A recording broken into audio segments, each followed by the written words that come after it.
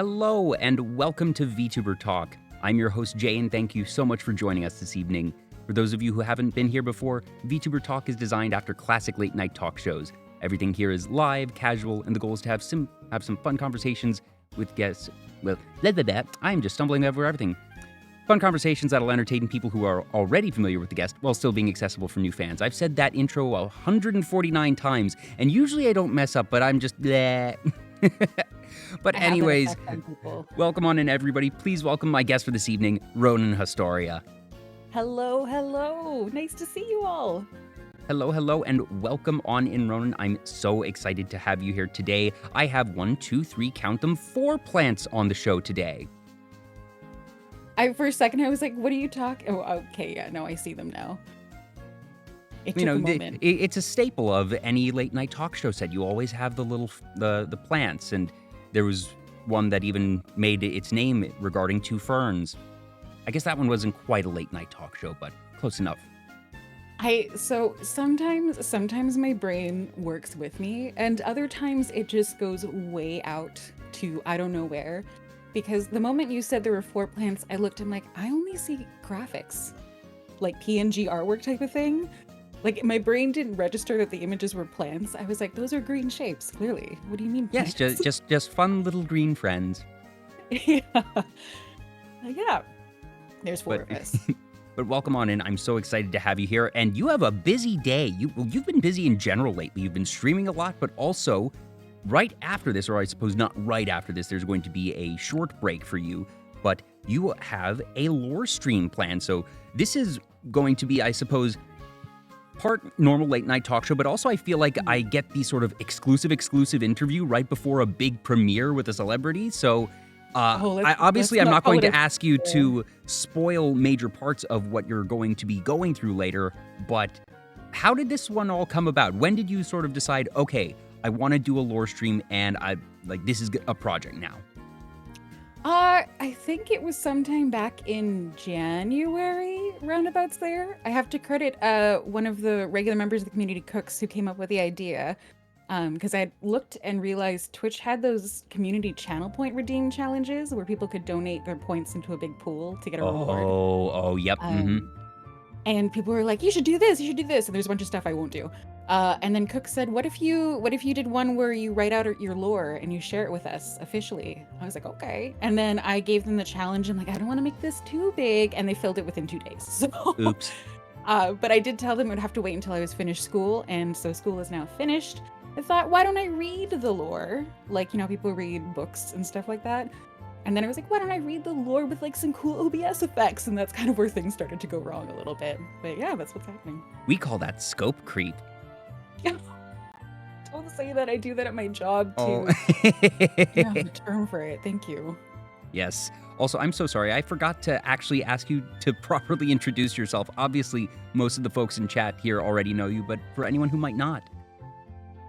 Yeah, you know what? I like to think I'm influencing your stream, so prepare for like things to break in OBS. For audio. We had that plenty last week. We had like 5 things break between the time that we ran the sound check and went live, and I think I figured out why it went wrong, and so far, knock on wood, everything seems to be holding stable apart from me botching my intro, so I'll take that over the actual technical problems.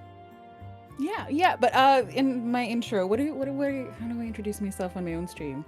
Hello, my name is Ronenn. I am a dusty, decrepit, musty, old plant hag VTuber. My VTuber lore, the very summarized version, is that I was dead for approximately 15 years, and that's my explanation for why I have played so few games, don't know anything about any internet culture things, and have just missed out on a bunch, and now I stream because I thought that would be a really neat way to rediscover all things cool internet stuff. And that's how things are going. Don't know anything about internet culture, behind on that, and let's see here, checks notes. Is on forefront of entertaining and streaming technology by being a VTuber. Yep. I mean, why not? Although forefront. I still say that we're still in the early era of VTubing. We're still in the Wild West. It feels like it's been around for forever. If you just learned about VTubers today, maybe you're not in on the ground floor anymore. You're on the 2nd or 3rd floor, though. Yeah, okay. You know what? I feel that there's a keyword I use a lot. I have a mid-level understanding, maybe, of VTubing now.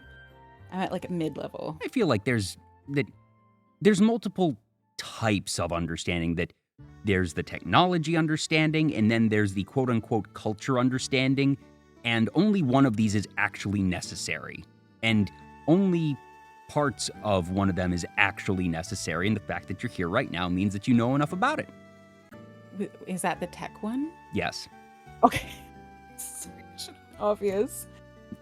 Yeah, okay, yeah, I did figure out the tech, that's true. I did manage to put together, like, the stuff with the technology and get my face tracking and You so are able on. to operate a model, you are able to launch VTube Studio, or whatever your program of choice might be. You have your audio working, and that's all you actually need. Thank you. Thank you for that validation. Tick your Trust me, there's box. people that know far less than us that are able to do this as well. I was saying also, just nobody knows what they're doing. Everyone's just flying by the seat of their pants, and some folks are better at pretending that they're not flying by the seat of their pants. Yeah, I will cling to that. When the lore stream, when something breaks in one of the scenes, I'll be like, I'm just flying by the seat of my pants like everyone else. That's what I'll say. Either that, or this is the lore. It's happening in real time, folks. I hope not. The lore stream, I will say for anyone who's curious about it, it will have like a small content warning for it. And because there's gonna be like scary violent stuff that's gonna happen with sound effects and stuff. So Ooh. yeah. Yes, that's the scope creep. Yeah, that's the scope creep. Glad the lore's not happening right now. Otherwise I would not have given anyone enough time to consent to that, so. Now, this isn't your first time writing, though, because you mentioned to me that you've done a lot of fan fiction in the past, both reading and writing. And while we're not exactly going to delve into your past writing, I have to imagine that probably actually set you up such that when all those community channel points got to put in, and that you realize, oh, I'm actually going to have to write something, that you have experience. This isn't your first time writing fiction of one sort or another. Yeah, no, the writing part wasn't very intimidating because I kind of had an outline of my lore before I ever started VTubing, so that would have been written. What year is it? That would have been written in like early-ish 2022. And so I had that outline ready because that's what I wanted to have ready when I started looking for artists to help me with my model. So it's really just an expanded version of that. So taking the outline and giving Okay, it so this detail isn't and even character actually info. from scratch. This is just the fleshing out the expansion of it. Adding scenes and details and I was gonna say characters, but for my own amusement in the lore itself, as we'll eventually see tonight Spoilers. at some point. The none of the characters I name because I think it's really funny. So I think this is a spoiler. There will be a couple lines of dialogue from a person who's only referred to as Peppy Roommate. Peppy Roommate.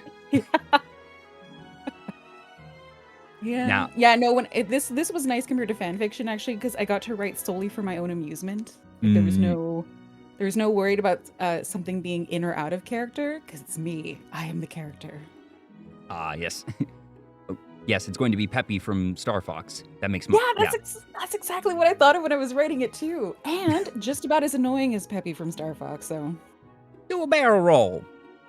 Yeah. Yeah, when this character's Peppy bracket not positive. Peppy bracket negative.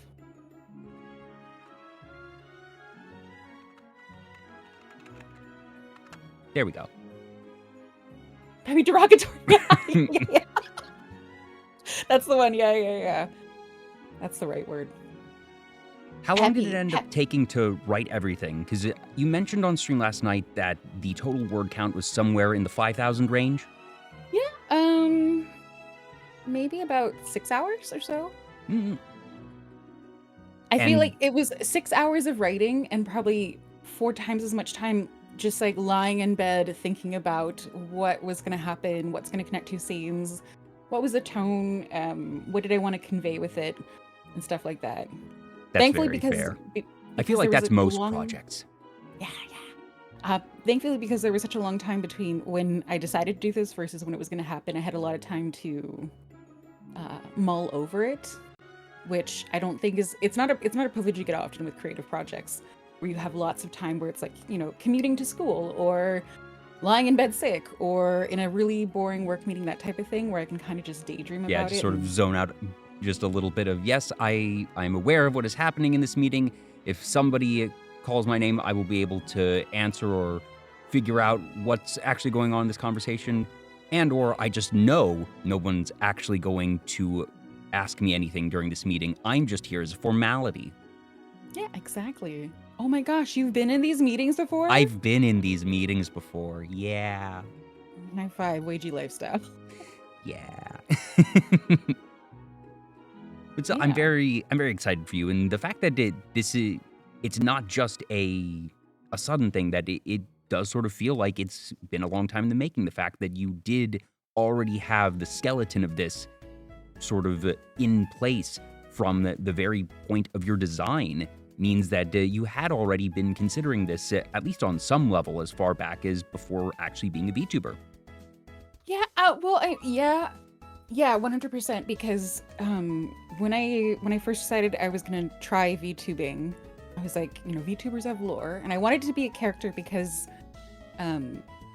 I like with VTubing that there's this semi-transparent wall between the streamer and anyone who's enjoying the stream, and I really enjoy that. And I think a part of that is having to some degree or another a character.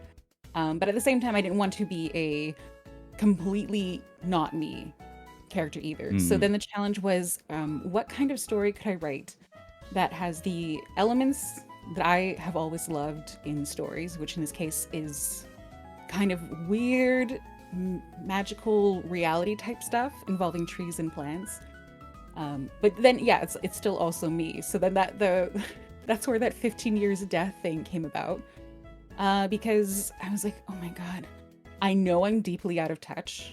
I know every other thing that I've been doing for the last however long has been so not involved with anything related to what people on Twitch are familiar with. It's like, how do I incorporate that? And then I was like, well, it's kind of like I died. Ta! So that was sort of the first element of figuring out what I was going to do. That makes sense of just, well, been under a rock, or just, you know, being able to have that sort of hand-waved lore reason of, yes, this is why I'm a bit unfamiliar with things. But at the same time, I am curious.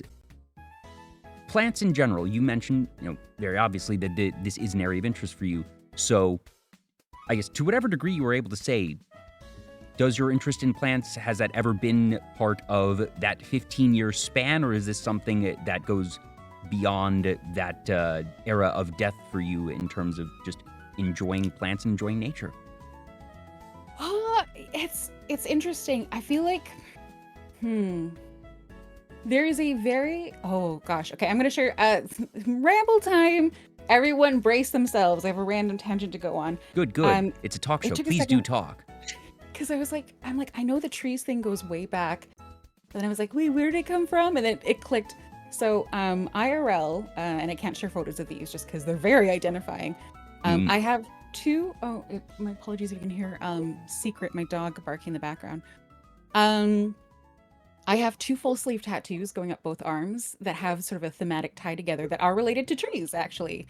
And so it does the whole concept. There's a word for it, a motif. This whole motif goes way, way, way, way back. And I just want to double check. Everyone raise their hand if they can hear the dog or if Discord's filtering. It's like 90% filtered. Oh, thank you, Discord. Thank you, Discord. So this goes all the way back to high school, actually, where we were learning about ecology. And what was funny is that in science, I've never been super interested in ecology. It was just, I liked chemistry and microbiology more than sort of macro science, earth sciences and stuff like that. However, there was one part that stuck permanently with me, and that was something called primary succession. And so this was a concept of, how do I describe it? I'll tell, actually, if there is by some chance someone who knows me IRL, they're going to hear this, will be like, I know who you are, in which case say nothing. But an example would be, imagine way out in the middle of the ocean, a volcano goes off. Maybe it's on an island already, or maybe there is nothing already existing there. But one way or another, a volcano explodes. And as a result, you have a whole bunch of new rock material. So this is all the lava and magma that is now solidified. The volcano's gone down, and you have this gigantic pile of rock material, right? And so succession is the concept of, how does this material become land? Like this is where all of everything that we live on the ground has come from. So how do you get from bare rock to what we know as, the forests of Canada and that kind of thing? And so there's a series of steps to something called succession. And so the very first step, primary succession, is basically, imagine this pile of rock in the middle of the ocean, and you have things like wind and water that start to slowly over time erode at it a little bit. And then you get maybe like a very fine layer of rock dust or something. But this is just enough material for certain things like lichens and algae to extract some nutrients, to sort of plant themselves on it. Just enough. Perfect. And then over time, those creatures, those living beings will die, turn into biological material that keeps the layering on top of itself over and over again. And you get a very, very, very thin layer of soil. Not even soil at that point. And then these series of successive steps will follow different types of plant entities. So you start with it goes from lichens to moss to ferns, and then you start getting vascular plants. The layer of soil starts to get deeper and deeper and deeper. And then over a very, very long period of time, this continues, and you eventually get to evergreen trees, which can grow in there, and they continue to die. Other living creatures will be able to grow on there. They die, and the soil gets thicker and thicker. And when the land has fully stabilized, it is reliable, not easy to eliminate, blah, blah, blah. You can have broadleaf deciduous trees growing on there. And so I think this is called quaternary succession. It's been a while since I looked it up.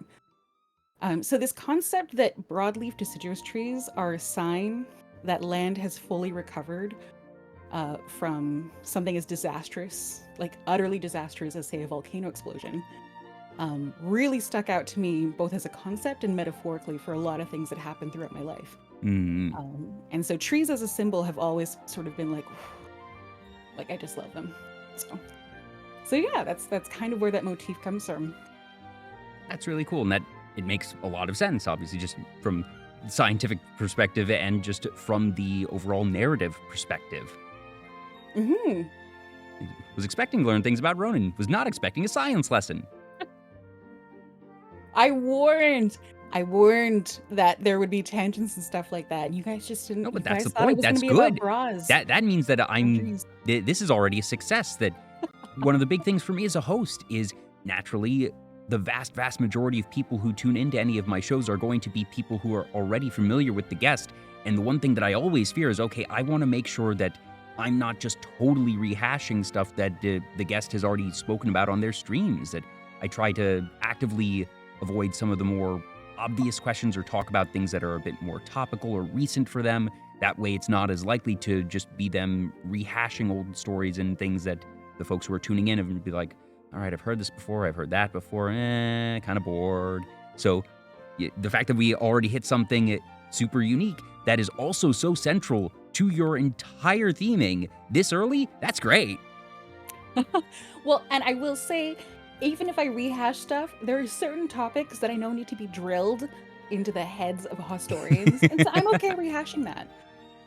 We can repeat the full list of all the toxic substances they're not allowed to consume. It's taken so many months, and they still just try keep to eat trying chips. to put things in their mouths. You say, Yeah. no, stop that. It's like dogs trying to eat, well, the long litany of things that they are not supposed to eat. Oh my God, you just connected two things that I never connected before. But my dog's secret, his worst instance so far has been chewing AA batteries in terms of stuff he's not supposed to eat. That's I know. the thing is, that's one of the things that dogs don't stereotypically even try to eat. Yeah, no. Dogs and will try to eat apparently- chocolate all day. Dogs will try to eat grapes, which are incredibly toxic to them. Yeah, AA no, batteries he's don't definitely even still- have the scent to be appealing. I guess he likes the spice. But now it makes sense. They love Secret so much, and they aspire to be like him, which is no. Ah, that makes sense. Secret's their role model. Yep. Mm-hmm. Yeah, yeah, yeah. That everything when you said it, I was like, oh, it does make sense now. Yeah, spicy batteries. Spicy vet bills. That's the real answer here. Oh Yeah. gosh. Oh, hmm vet bills. We love our furry hmm friends. We do not love how much money it takes. Yeah, yeah. No, I actually just part of the thing that made this weekend so busy was yesterday. And I'm my, my dog is my buddy, and I will never, ever, ever hesitate to take him to the vet. So he made a sad sound and was scratching at his eye, and he got to have Ooh. eye drops, and he's in a cone. And it's like, yeah, that's just, $200 later. You're like, yep, Is it bad that that's all my bad. initial reaction is, oh, $200? That's not so bad. No, that wasn't the very bad. I'm very lucky. I have a vet that's very, very reasonable. But it is one of those things where sometimes you're just like, hey, I'm a little like mildly concerned about this thing. And they're like, actually, Yeah. something's catastrophically wrong. You're like, okay, yes. Well, that's why I, you I go to didn't them, and that's why you're glad you go to them. guess I didn't need this $2,000. Uh, No, I have a teeny little like savings fund that I keep away for Secret. probably smart. Well, If you, and what happened was when I got him as a puppy, I was looking at pet insurance, but pet insurance in Canada can be kind of expensive, and there's a lot of stipulations where they're like, we won't cover this, and we won't cover yeah. this if this, then this. You thought And that so, human insurance was difficult. Wait till you see pet insurance. yeah, and I was like, you know what? Maybe what I'll do is I will just take the money that these policies would have cost anyway and put And it away just, every month yep. and then just use it. So Yeah. that's what I have to do. If you're all right saying, what type of dog is Secret? I don't. So so many things about Secret are secret, but that's because his breed is really distinct. And Oh, dogs okay. were one of my things I was kind of like really into, like dog breeds and stuff like that. Gotcha. Would you be And comfortable saying general size? Like, is this a small dog, a big dog? so he's a 50-pound Spitz breed. So that's the type that has like an Okay, Arctic so, coat pretty with a big. curly tail. Pretty big. Yeah, yeah, decent. Yeah. Yeah. Because I grew up with two small dogs and then had medium, largish dogs later on. And that there's benefits to both, and that, they all have their quirks, and just, I love dogs. Dogs are wonderful. Yeah, I think my next dog, I'm gonna aim for maybe like a 20 to 30-pound dog. Because my rule was when I got my first one is he needed to be a weight where if he got injured during a hike, I could carry him down like Oh, a reasonable distance. And so 50 pounds is kind of my tops. And I didn't want too small of a dog because like anything under like 15 pounds, I start to get really scared about like accidentally kicking them because I have accidentally kicked Secret in the face before. It's completely unintentional. He was just, way too close while I'm carrying a box or something like Yeah, that. just But he's got enough bulk that it's that you're usually not okay. going to send him flying. Yeah, yeah. I don't know. Raise your hand if you know the formula for conservation of momentum. But conservation of momentum is mass times the velocity of one unit equals the mass times the velocity of the other unit. So if my foot of my body of X number of kilograms is going a certain velocity and it hits something that is much, much tinier, the velocity is going to have to be way higher to compensate for the momentum. So yeah, just out in the stratosphere. How many units is a dog? It is one. Yeah, One dog. One. Yeah, that's exactly what I was going to say.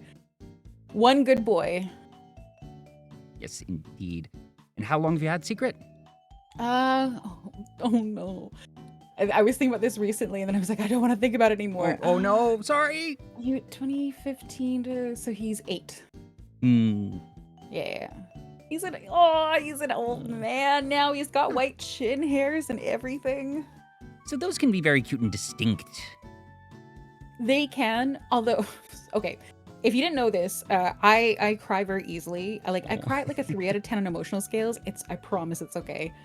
I think the number one cause of me crying as an adult has usually been something related to food. Like I spilled food and I can't eat it now. Oh no, Or there they is ran out of something I something wanted. uniquely stinging about looking forward to food and not getting it. That just, you order delivery and then the thing is canceled or the order is wrong. And it's such a simple thing, but it's like, no, I was really looking forward to that. I know it's just a crummy fast food hamburger and a milkshake, but damn it, I was looking forward to that.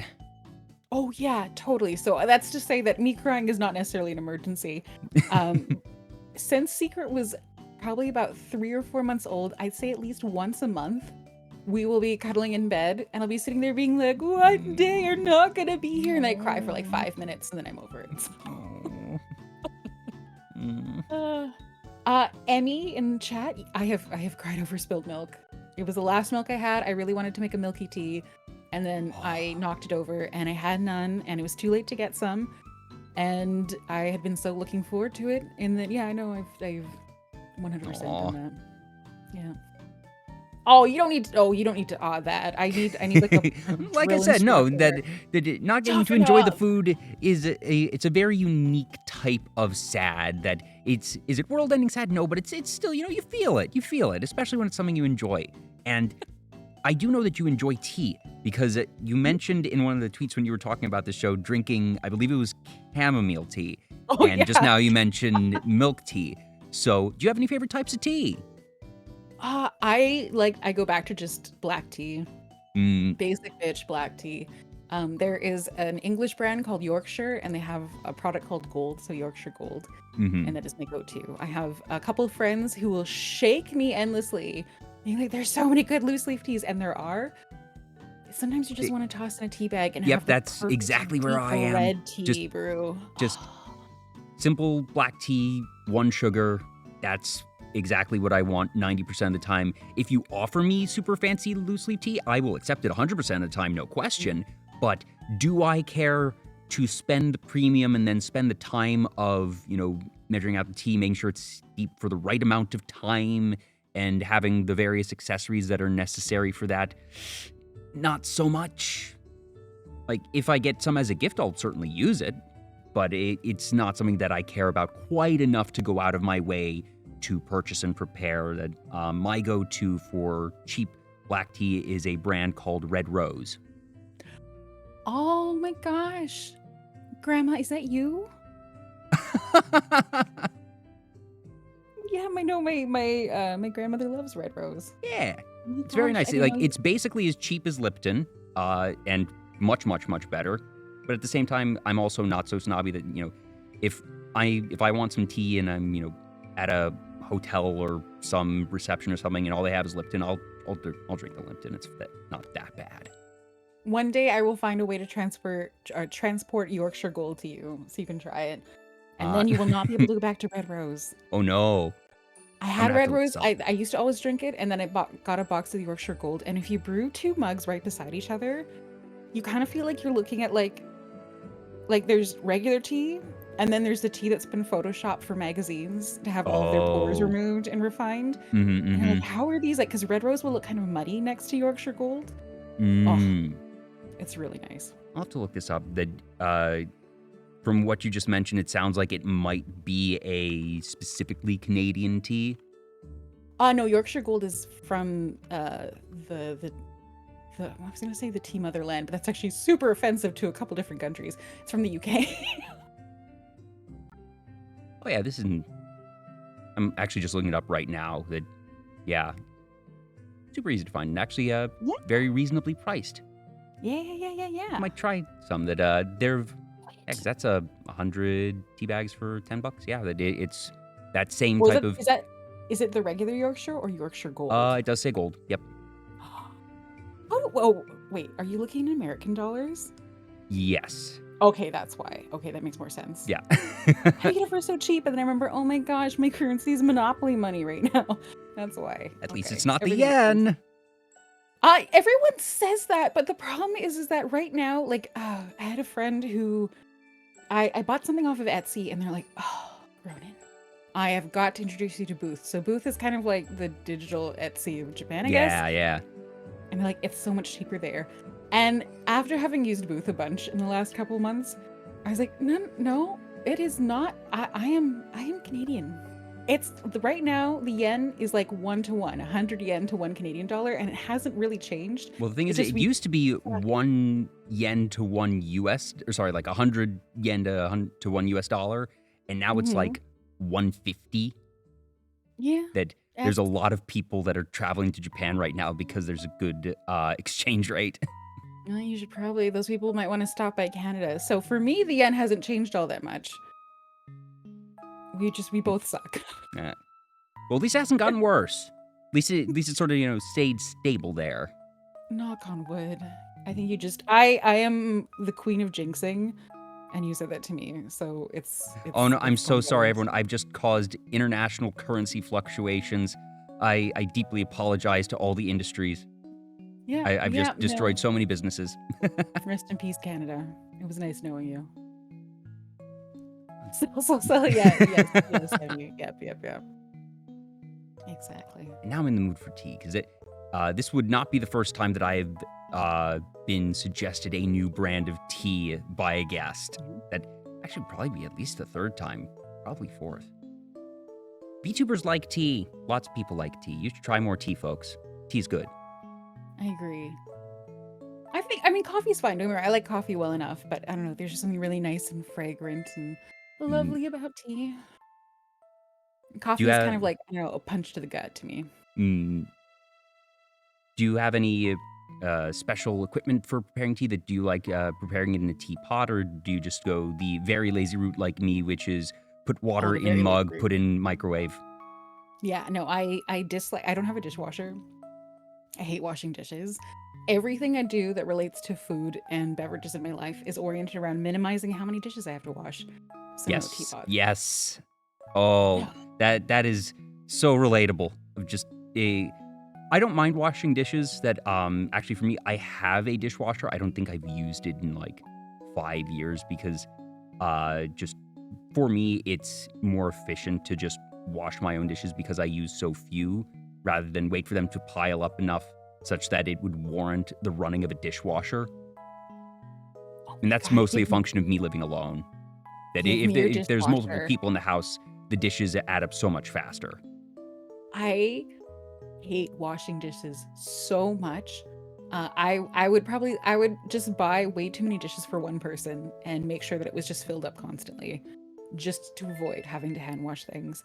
And the thing is, I don't know if anyone else has this, but I find also like washing dishes for a long period of time, I feel like I'm slightly too tall for a sink, so I'm always sort of like Oh, slightly hunched over, Yeah.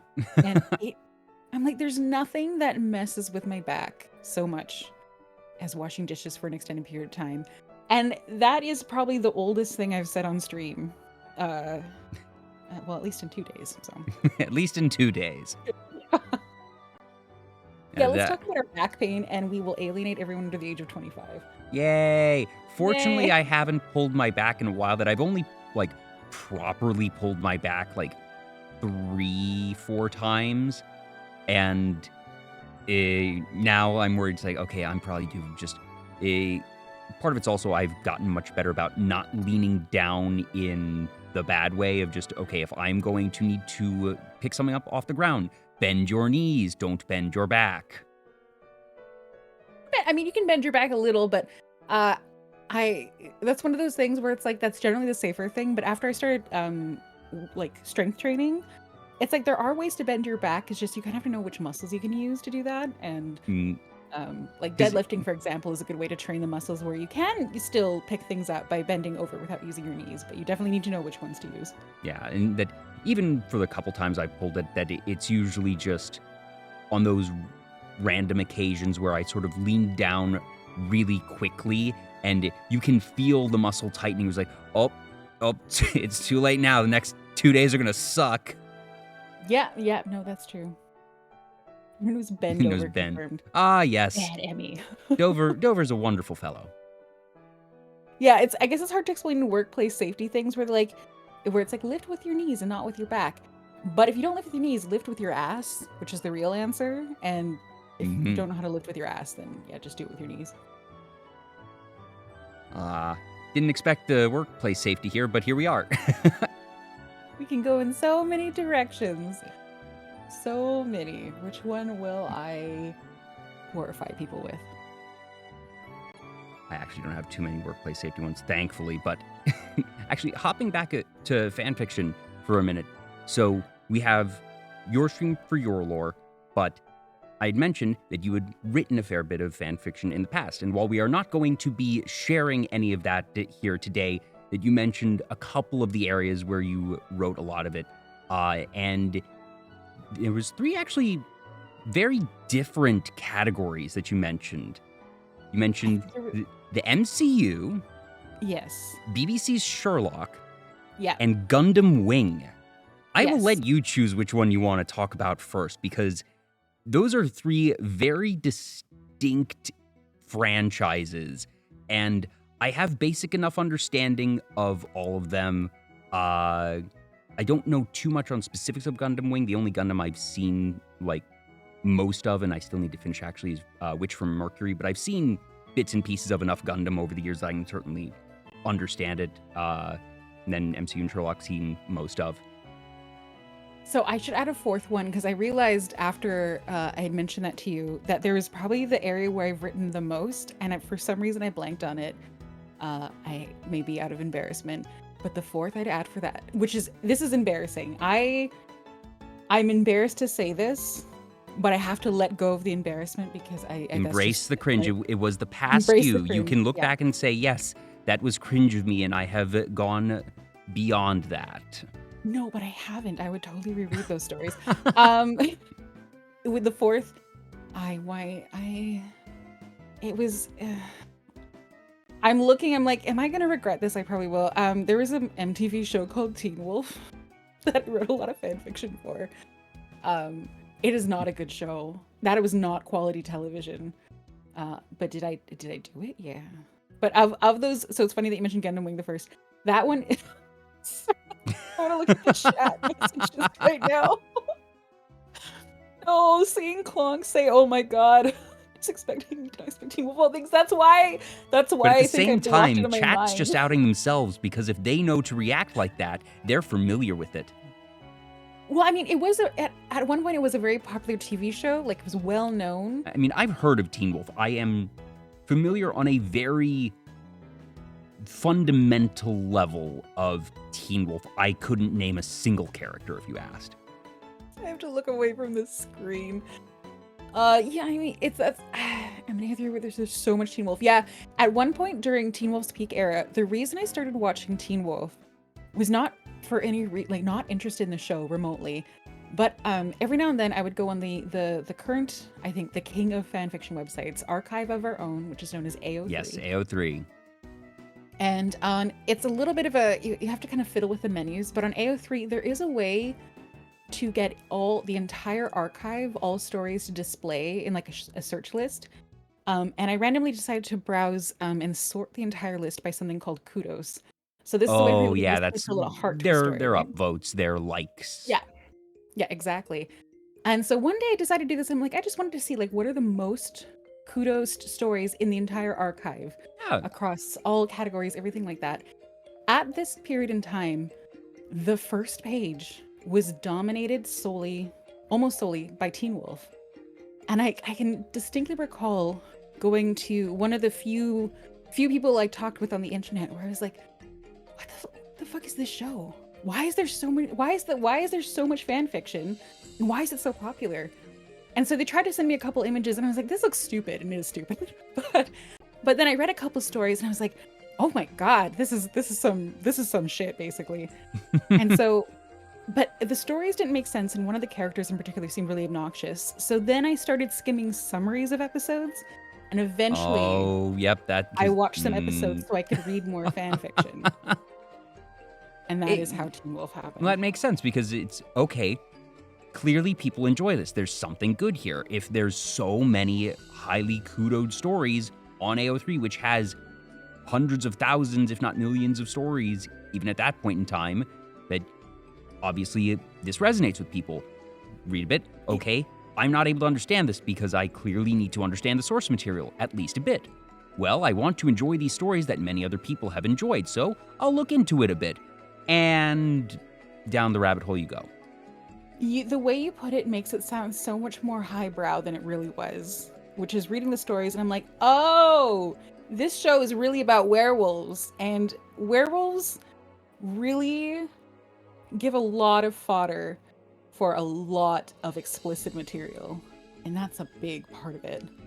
I mean, I'm not surprised by this. This exists today. This is a timeless concept, I think. So the fact Well, that it was around the time that Omegaverse was starting to boom as well.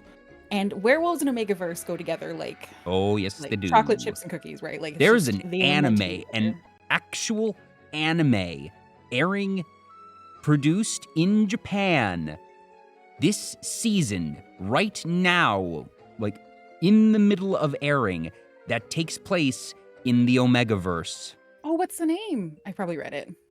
I am forgetting the name. Let me double check. But it is also a BL series. I remember that. Yeah. I mean, Omegaverse and BL, like having That also goes hand in hand.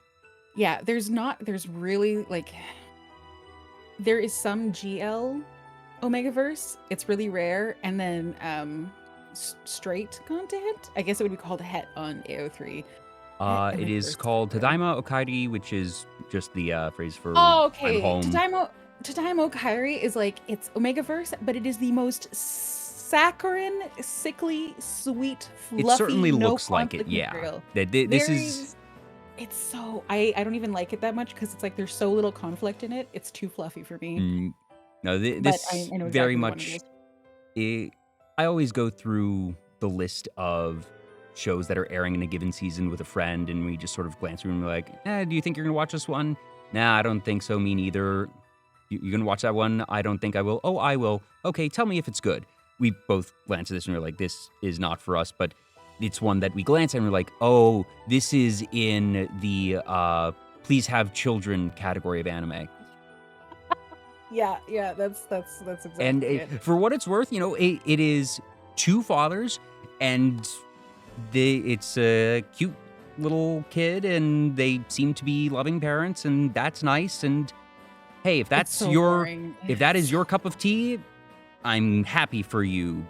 It's not my cup of tea. Yeah, it's not mine either. For me, it's like it's the manga and probably the anime equivalent of like opening a container of Cool Whip and just eating it by the spoonful. Maybe the first spoonful or two, you're like, this is kind of fun. This is kind of fluffy, and like I'm a grown up now. I can eat Cool Whip. And then by the third or fourth, you're like, I'm gonna stop doing this. And that's me. But yeah. So yeah, Teen Wolf Omegaverse, it blew up.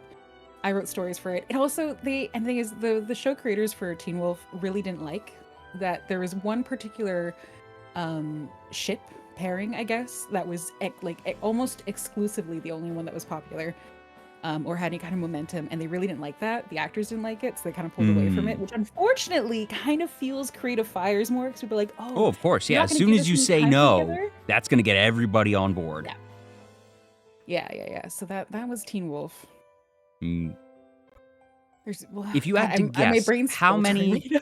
how many different stories did you write amongst Not all the different categories? really not that many. I published even fewer because as I even discovered with lore, writing the bulk of a story is super easy. Finishing a story is very difficult. Yep. And so quite often, and there are still so many that I never ever publish because I'm like, I liked writing the middle part and I don't really feel like doing anything else. And I've never really been motivated by things like reviews and stuff like that because it's like, for me, like even say my tattoos, for example, people are like, I never get to see your tattoos. I'm like, they're not for anyone else. I just like seeing them. So it's kind of like that with writing for me. It wouldn't have been that many, a couple dozen maybe. And how long was the longest, approximately, in terms of chapters or word count, whichever you want to use? About 100,000 words, I think. Okay, so that's still a very solid amount, especially if it's just for one story. And even if you only wrote a small handful, that's a lot of writing. Yeah. And then I think there's a 100,000 one, there's a 60,000 one, a 30,000 one, and then a bunch of like 10 to 20,000 word ones. Yeah, that's a full-length novel right there. Yeah. Although that does sound really cool, but it's funny that I've read way more fan fiction than I've ever written, like millions upon millions of words of them. Oh, I'm sure. Well, it's much faster to read than to write. Yeah, and in general, I'm not super critical on fan fiction. Like people, I really dislike the like sometimes if fan fiction is brought up as a topic, people will be like, "Oh God, don't mention fan fiction," like it's some sort of cesspool of the internet type of thing. So I really don't really like that. How would you call that? Not even like a stereotype. I don't know what the right term for it is. Stereotype, reputation. I don't know. And I feel like fanfic really got that in the earlier 2000s. I feel like it has become a lot less stigmatized over time, and that part of that also, I think, is a result of, frankly, my guess is that the quality of fanfic has increased considerably over time, because you go back to the earlier days of the internet, the earlier days of online fan fiction. A lot of the people who are publishing these things are younger and, frankly, less experienced writers. They're the ones that aren't going to be writing the highbrow stuff, or are going to necessarily have a good grasp of narrative mechanics, or how to write internal dialogue, or not put copious author notes every so often. And that as people got their practice, that their writing got better. But also then as the internet became more populated in that sense, that more just better writers stumble upon it and are able to then grow up and get that experience. And now you just have better writing on average, I would say. Yeah, I was wincing as you said that, because the first one that you brought up was Gundam Wing, and Gundam Wing I have very like only the vaguest memories of writing for it, because the Gundam Wing fan fiction that I wrote would have been published in like 2000 or 2001 on fanfiction. Oh, that is, yeah, yep. It's older than some of the people I see in chat right now, and it's no longer there because it was very bad. Like the stuff that Teenage Ronenn wrote was not good. It was super. The stuff that most teams write is not good. Yeah. Well, and it was not just that, but it was like terribly written romance fan fiction for Gundam Wing, which is the primary reason I watched that show. Sorry, just even trying to think. No, about you're it. good. So also, yeah, I that was. Sorry, I've been missing some follows. Flatland FPV, Mura Sensei VT, Ensley P Music and Play, Major Kuma, Danktown Bunny, Ninja 89, Kazman, and Automactic. Thank you so much for the follows. Look at you guys. Oh, I recognize most of those names. Hi guys. What was I saying? Gundam Wing? Gundam Wing bad. Gundam yeah, Wing, that was. Yeah, Gundam Wing, bad romance fanfic. And you can choose which side of this coin you want to answer.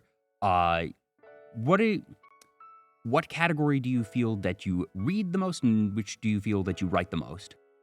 Angsty romance. On both? Yeah. Yep. Probably more. That's angst fair. than That romance. most people do I sort of like- have consistency of what they enjoy reading and writing. Yeah.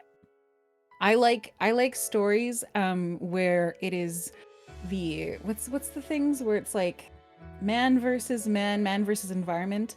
I think mine would be like man versus himself. So the character's biggest struggle is their own issues and getting through them. Oh, I am a fiend for the suffering of a character, and then the cathartic release as they work through it and eventually get their happy ending. A fiend. It is difficult to describe the amount of garbage ass writing I will read if it has some kind of story arc that I like, that suits me very well.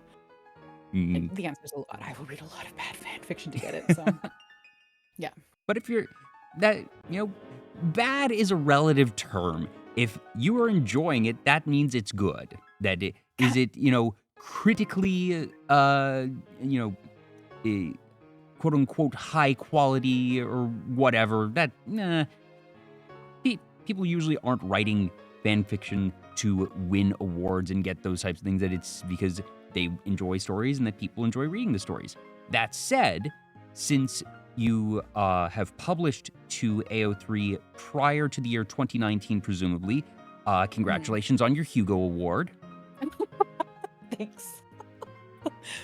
For those who aren't familiar, in 2019, the entirety of Archive of Our Own won a Hugo Award. I forget what the exact category was. I think it was Best accumulated fiction or expanded work or something along those lines. But it was a pretty big deal that the Hugo Awards, one of the preeminent literature awards, were given to en masse the entire website and anyone who had published on AO3. Well, I think I shouldn't know that. That I mean, I think it's deserved because I think the existence of AO3 is unlike. I mean, I could be wrong. I obviously don't know that much about everything that exists out there, but I feel like there's almost nothing out there that's quite like AO3 in the sense of it's like everything is on there is created entirely without any intent to generate profit. It is everything that is on there is solely for people to create, for other people to enjoy. Like that's it. There's no other motivation, nothing on there. And the size of it and the sheer amount of traffic it gets and the sheer amount of people who are writing and creating on there is so gigantic. And again, no profit, no benefit other than enjoyment, basically.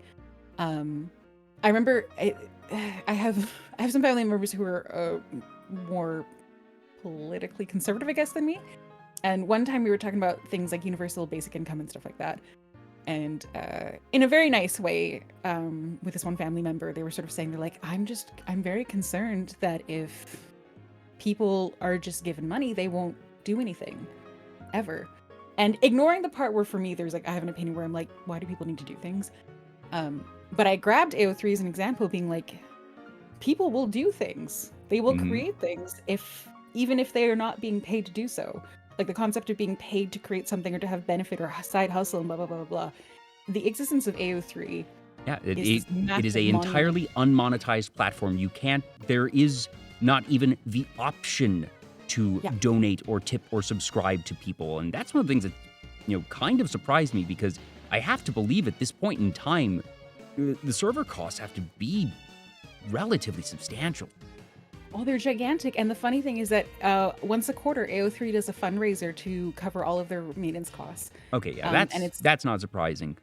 And it's maybe, their goal might be anywhere from $250,000 to $500,000, and they almost always fulfill that goal in less than 24 hours. So people are willing to donate to keep the place running for sure. But but they might not need to run that at all times if they had, think Twitch, YouTube style revenue sharing of, do you want to support your favorite author here, and that AO3 takes, let's say they're being super generous and they take only 25%, then they don't need to do that. But that I think that it is neat that they have not taken that route, and that they do and I think legally they probably couldn't because of the nature of transformative works. And that's the thing, is that AO3, the website, is run by the nonprofit, the Organization for Transformative Works. Well, nonprofit does not mean non-revenue. Yes, but they do get revenue, but they just can't profit from it. But the board of the Organization of Transformative Works, OTW, they employ a massive number of lawyers in the U.S., like a massive, considering that this is a website for fan fiction. Yeah. Who are there to basically protect AO3 from being taken down. And AO3, I mean, the existence of AO3 was a response to the purge in the 2000s of fan fiction archives that were getting threatened by creative rights holders, and because these were run volunteer things by one or two or three or however many individuals. Yeah, and that they get one cease and desist letter and they're scared and say, oh gosh, I'm obviously going to be sued for millions and millions of dollars, and that I must have done something wrong, and they take it all down. Yes, so there's that. Or there'd be archives where they're like, we're really concerned about getting sued for certain types of material. So even though these materials are technically legal, we don't want to get in trouble. So we're not going to allow anything with, say, explicit material and this and that. Fanfiction.net purged a lot of explicit material because they wanted to have ads on the website. So those are examples of why AO3 is such a, just like I said, a monument against all arguments of inherent, like, people can only be motivated by profit type of thing. Yeah, and it's so cool. And it's effectively unchanged, even in its UI, that it's clean, it's fine, that I don't think it needs to be changed, but that it has remained very simple. It's got a perfectly usable interface. It's got a pretty robust search function, actually, that if you're really in the mood for, all right, I want to read something in from this show with these characters, with these themes, that you can add all these in. You can toggle with or without crossovers even. That they have lots of options. And frankly, the only thing that's difficult is, I would say, searching by tags can be difficult because there's no consistent tagging. I suppose, don't know what the right phrase is here. There's no consistent tagging methodology that authors use. So it's generally going to be easiest to go by, all right, characters, franchise, stuff like that. But you have all those very granular options if you want them. Yeah, no, exactly. Actually, the search functions and tagging functions are like some of the most incredible and probably, I think, the gold standard for any sort of content, anything, distribution site of any type. Because one of the amazing things about AO3 is the ability to exclude tags. And so with authors tagging their material correctly, in general, it is very difficult to read material that you do not want to read. So Yeah. the argument of people being like, I don't like that AO3 has content that has XYZ type of, themes in them because I think they're offensive, blah, blah, blah. And the thing is, it's like, you don't have to read it. Yeah. Just exclude it. So yeah, no, it's amazing. Someone was saying it means they don't have to worry about taxes. Oh no, they have to absolutely worry about taxes. I think nonprofits have to worry about taxes more than anyone because they have to they do don't want to lose their all of the status. paperwork to keep their nonprofit status. Yeah, but they don't, at this point in time, they have no worries about fundraising. They have And never, ever had to, I mean, maybe at the very, very beginning of their existence, but yeah, and that paperwork the, wise, it's probably kept much simpler of, okay, we don't have all these different streams of revenue. It is, we have this singular fundraiser, or, we run 2, 3, 4 fundraisers a year, but it is very contained. The donations are all brought in via a single source. We're not getting things from, this site and that site and PayPal and Square and all that we're going to have one processor. So when we go to file the taxes, it is just one simple thing. And that probably does make it a bit easier as opposed to then having, okay, we need tax ID forms for every content creator who is monetized on our platform. We need to make sure that we have all of the correct things for every different country where we are monetized in. It's only their country because they aren't paying out to anybody else there. Or, well, they're probably paying out to the lawyers and whatnot, but that's still going to be much more manageable than if they were to actually monetize the platform. Yeah. Yep. And it's nice that it's just able to be that, and that it's been a while since I myself have read fanfics, but, every so often I'll just pop over and be like, am I in the mood for something to want to try something? And that there's so many creative people out there that have written so many incredible things. And whether you want just your very sweet romantic fanfic, or if you want something, all right, here's the dark, gritty timeline of this children's show that I enjoyed, and I want to see, I want to read a gritty Pokemon fanfic. I want to see, the world where Pokemon and people can die, and they're machines of war and stuff. And let's get a lot of, like, imagine all the themes of Gundam applied to Pokemon. Let's go with that. You can get that. Exactly. Unless it's a really small fandom, in which case suffering. But Yeah. that's the joy of getting into fandoms that are really big, like MCU, which is that there is everything. The bigger it is, the more likely it exists within it. And obviously, MCU is great for them. MCU is enormous. So for you, what is your area of interest in the MCU? Do you enjoy the cross timeline interactions? Do you have a favorite hero or a favorite character in that universe? Yeah, Bucky Barnes. Right before you even finish this thing, I was gonna be like Stephen Bucky. That's it. That's the core of it. I read other stuff, but no, Bucky Barnes is by far my favorite character. Because remember I said I like angst and internal suffering? Yeah. Oh, yeah. Come on, you have like, a character who was brainwashed into being literally this murderous super soldier? Do you know how much angst comes from this one character alone? I have read stories that are like 250,000 words retelling how he recovers from being a Hydra soldier, and there's almost no romance in them, and it's just so much suffering and so much detail. The character of Bucky Barnes is incredible. It's certainly a unique one that even not only in the MCU, but that's a very particular type of character that one even larger established franchises don't necessarily have. And even when that character exists, that is something that is even more seldom explored. That I I would not be surprised to learn that there have been official MCU comics over the decades that have actually focused on Bucky and his rehabilitation and mental struggles.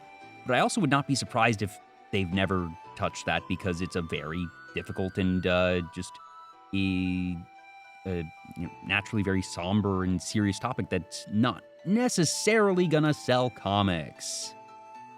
Oh, there Yeah, I have been don't know. good. Okay, I'm happy to hear there have been. It was more pessimism of, okay, I don't know if they would consider that quote unquote marketable, but I'm glad that they actually have. That's nice.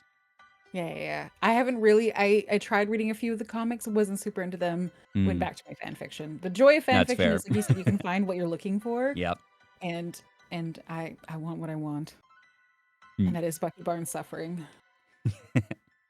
And that, I guess, it is kind of neat that obviously the MCU films are only able to get so deep because of limited runtime, and that even if the Disney Plus shows have gotten varying levels of reception, that I think it's interesting that they're trying more extended form acting and live action stuff, Mhm. because when you're constrained by 2.5 to 3 hours as your really upper bound of what you can do with characters, you're not going to be able to really explore things in a particularly deep way. And I think that's what those shows are trying to be able to do, just what they couldn't actually do in the theaters. But even then, it's still not as much as what you can get with a 100,000, 250,000 book or fanfic. Well, and the thing about fan fiction is over after, I guess I'm looking 25 years of fan fiction and being very invested across multiple fandoms. What I think is the truth is that media that's really well done, like one of those award-winning, incredible shows where it's critically acclaimed, it's a masterpiece, those types of things will very rarely have booms of fan fiction. Things like Teen Wolf that have kind of crappy writing Hmm. and unsatisfying The elements more and people very untapped frustrated. potential, the more fan fiction. If the Yeah, fans the are already more satisfied by thing. the source material, they're less likely to go out on their own and create in a Yeah, very ironic sort of, it's ironic but also logical sequence, I suppose. yep. And so I think a perfect example of this is, of course, Naruto, the anime, has a bunch of fan Oh fiction. my I think it's gosh, still the one of the amount of biggest. Naruto fan fiction is staggering. That Yes. And my favorite pairing in it is one where the two characters have very, very, very few interactions within the entire show. Oh, that's such a Um, stereotype of these two characters exchanged pleasantries once. They're obviously madly in love. well, not even that. It's not even they're obviously madly in love. It's just the writers of this particular pairing are like based on what the two characters are like, and their parallel storylines. There's a lot of Mm. potential there, and a Oh, lot that of if they potential had been given the chemistry. And I'm chance to gonna write them. interact, that the things Yeah, they could do together. yeah, exactly. And I think that type of thing is also really, really uh, what I call fanfic fodder. So fodder for people Mhm. to like look at it, grasp it, and say, I'm going to make something about them. Yeah. So things like the MC only having 2.5 hours to show stuff, perfect. If they actually did a good job of exploring these things and satisfying people's needs, then there would be fan fiction for it. So Mhm. yeah.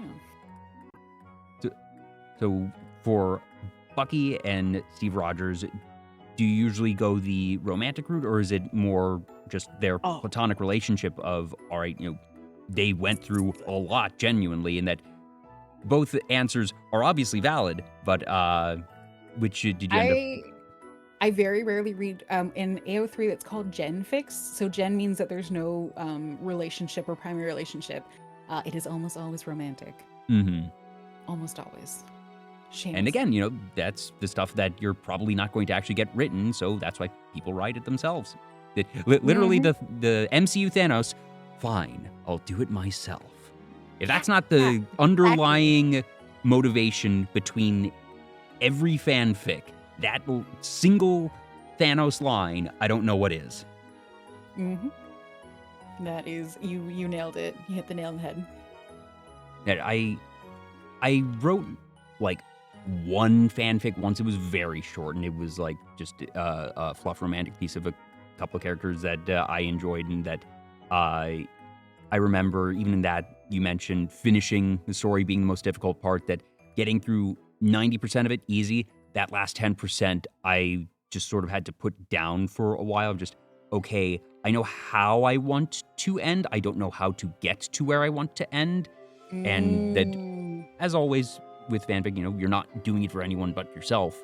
And there was sort of a point where I was like, okay, if I don't actually just do this, it's never going to get done. And I eventually got myself to click the publish button, and I'm happy with how it was. And that was the last fanfic I wrote, and I don't expect that I will write anymore, but I also don't say I'll never write a second fanfic. But I don't know, for all the things I do with words, talking, I suppose, is more enjoyable to me than writing. Mhm. But I don't Well, and mind writing. I was rated into someone recently, Vividly Vivi, and briefly got talking about fan fiction with her, and she had mentioned where she's like, oh yeah, like something where she's like she hadn't written stuff in ages and ages, and I haven't written stuff in ages and ages, and I think for me, I mean, it could be different for other people, but I find it really challenging to invest brain cells into more than one big creative endeavor at a given time. And in like for me, writing fan fiction is like a big creative endeavor. It's the kind of thing where you are thinking about it in between the it's like Oh yeah, it if flips a good into in between everyday story, things. if a good story takes root in your mind, you're just going to be thinking about it constantly. Whether it's something that Yes. you've been reading, watching, or writing. That I forget who introduced me to the term brain rot, but when you have the brain rot, you have it, and I've been there. And it always goes in waves. Yes. And for me, streaming is a similar type of massive creative endeavor. Like at every waking hour where I'm not focused on something else, I have a Trello board of little things. I have little projects. I have Ooh, drawings you're and notes organized. You and have a written things, Trello board. How fancy. and there's so many tiny little creative things going on where I'm like, oh, I have to work on this artwork. I have to commission this thing here, which means like, even if you pay an artist to do something, you still have to write up the creative brief for them and prepare the references and on and on and on. And so I find it impossible to do another big creative thing like writing fan fiction while doing something like this. For me, it'd be like the equivalent of trying to work on a masterpiece painting. Well, not masterpiece, let's not go that far. Work on a big painting project while also coming up with a creative design for something architectural. Like it doesn't, you can only do one thing at once. And I feel like a lot of people, I mean, I'm projecting, but I feel like it would be similar for a lot of people where it's like you kind of have one area you can pour a lot of creative energy, and then outside of that, it's like, you do your crossword puzzles and stuff, but probably not other big creative ventures. There was one thing you said that tells me, oh, she is a professional. You used the term creative brief. Yeah. It's like, Yeah. if you use that and if you aren't just saying, oh, I'm writing up notes or a thing, but you use the term creative brief, you've done this. Exposed myself. Yeah. Nope. That is definitely a term that came from work for sure. Right. But that means you also probably know how to just being able to write a good creative brief is really good for thought organization, whether it's for you or if it's someone you're commissioning. Well, and I do it so often at work because that's one of my primary roles at my day job is I manage all of I either do graphic designing stuff myself, and that's not to say I'm a graphic designer. I am a jack of all trades that's a good problem solver. But I also manage all of my contractors who can do stuff way better than me. But when you have a contractor who's unfamiliar with the industry in your company and blah, blah, blah, you have to be able to write really good stuff that's really organized and explains everything. Otherwise, it's like, how are they going to know about your niche, weird technical product otherwise? And so I do that constantly. And now that you said that, that was a really handy skill when it came to doing commissions and stuff like that, because I'm very familiar with all of that. Man, you're making me connect all sorts of things together that I didn't think about. So That's one of the things that I do here. That I get people to tell me stories, and then I connect the dots of the stories, and it's like, oh, this makes sense, that makes sense. That people are very consistent, whether it be in just the things that motivate them, the things that interest them, or just how certain skills line up. That it's not always a perfect progression of things, but there's a lot of reason and logic behind people's madness, whether they realize it or not. Yeah, and I am many things, but I am a very what's the right word? I am not unique. Like there's very few things about me that are like maybe in small tiny details in isolation where you're like that's kind of unique, but overall as like a person and how I function, interact with things. This is why I embrace the Statistically term speaking, everyone is unique, but no one is unique. Simpsons did it. kind of, but I'm very happily like in many ways average. And that's why I embrace the whole mid concept because I kind of like that too. So it makes me glad that you can see patterns. I'm like, yeah, no, this makes sense. I am a pretty common person overall. There's something comfortable about being mid, I suppose, of just, that you do what you enjoy and that you do well. That I'm certainly not the first person to do a talk show. I'm not even the first person to do a talk show with VTubers. But I do my little thing and I have fun and I enjoy it, and that you do what you do and you enjoy it, and that means that we're succeeding at something. Well, and there's this really common thing that you can see, I think, on TikTok and some other places, often produced by women my age, where they produce videos about burnt out gifted kids now in their 30s and 40s and how they function or don't function. And I think a lot of people in my age group kind of went through a period of time where if any part of you showed any kind of exceptional ability, you probably got treated in a way that would later on really mess up how you function as an adult. I've seen those posts. I've Yeah. seen plenty of those posts and just... Yeah, so for me, saying stuff like embracing mid and NPC energy and stuff like that feels like a very hedonistic, teenagey rebellion against all of that stuff. So it's so funny because sometimes you have people who come in and they're like, don't be mean to yourself. I think you're great. And it's not that I don't think I'm great or enjoyable, because, I mean, while it would be really funny if people were watching my stream because they're like, this is so much pain and suffering. I just need to suffer. That's why I'll sit here and watch it.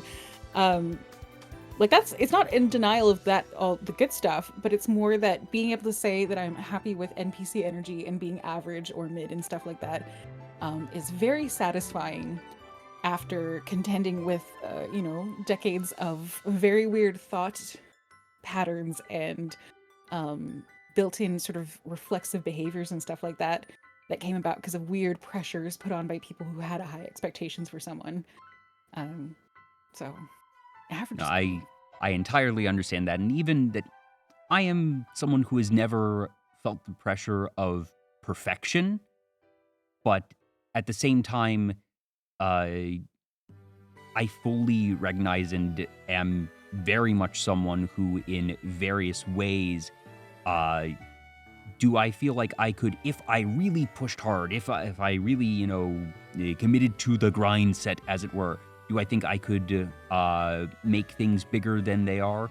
Perhaps, but at that point, would it still be fun to me? I'm not so sure, and I know I'm having fun now, and that is my primary motivation in many things that I do. Am I having fun? And that I know, I'm it's so big. that I'm very fortunate in that finances are not a concern for me. I have a day job, don't get me wrong. I do hope to remain employed. But High five, we're in the same boat. Yeah. But at the same time, I'm not scrambling to make ends meet, and I do not need to try and monetize my hobbies. And I think that keeping them unmonetized, at least for me, at least at this point in time, is the best way for me to continue enjoying them. Yeah, no, that's amazing. I'm happy to monetize things because the theoretical pathway where I'm like, could I do this as a job is a nice one. But there's the big caveat there for me, which is that if it only happens if I do things that I really dislike doing, then that is no longer an option. Yeah. If it happens while I'm doing the things that I do enjoy doing, perfect. Mm-hmm. But the variable has to be, so it's like, I think I talked about this before, where if you go and read like new VTuber guides and stuff like that, one of the things they talk about are you have to do, not have to, but they suggest doing certain things on Twitter. And I just don't enjoy or feel ever sincere doing some of those things that are described.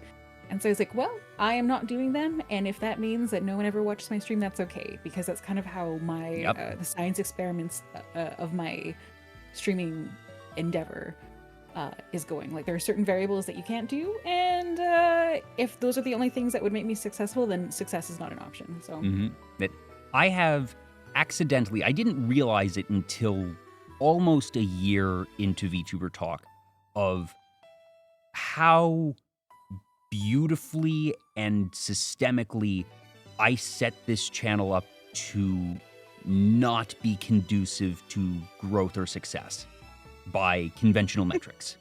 yeah. I only do collabs. That's a bad idea. I only do collabs once a week. I only stream about once a week. That's a bad idea. I don't stream with any consistency because I schedule around my guests. That's not a great idea either. I don't have a Discord because I ran a Discord once and I never want to run a Discord again. I don't post much on Twitter.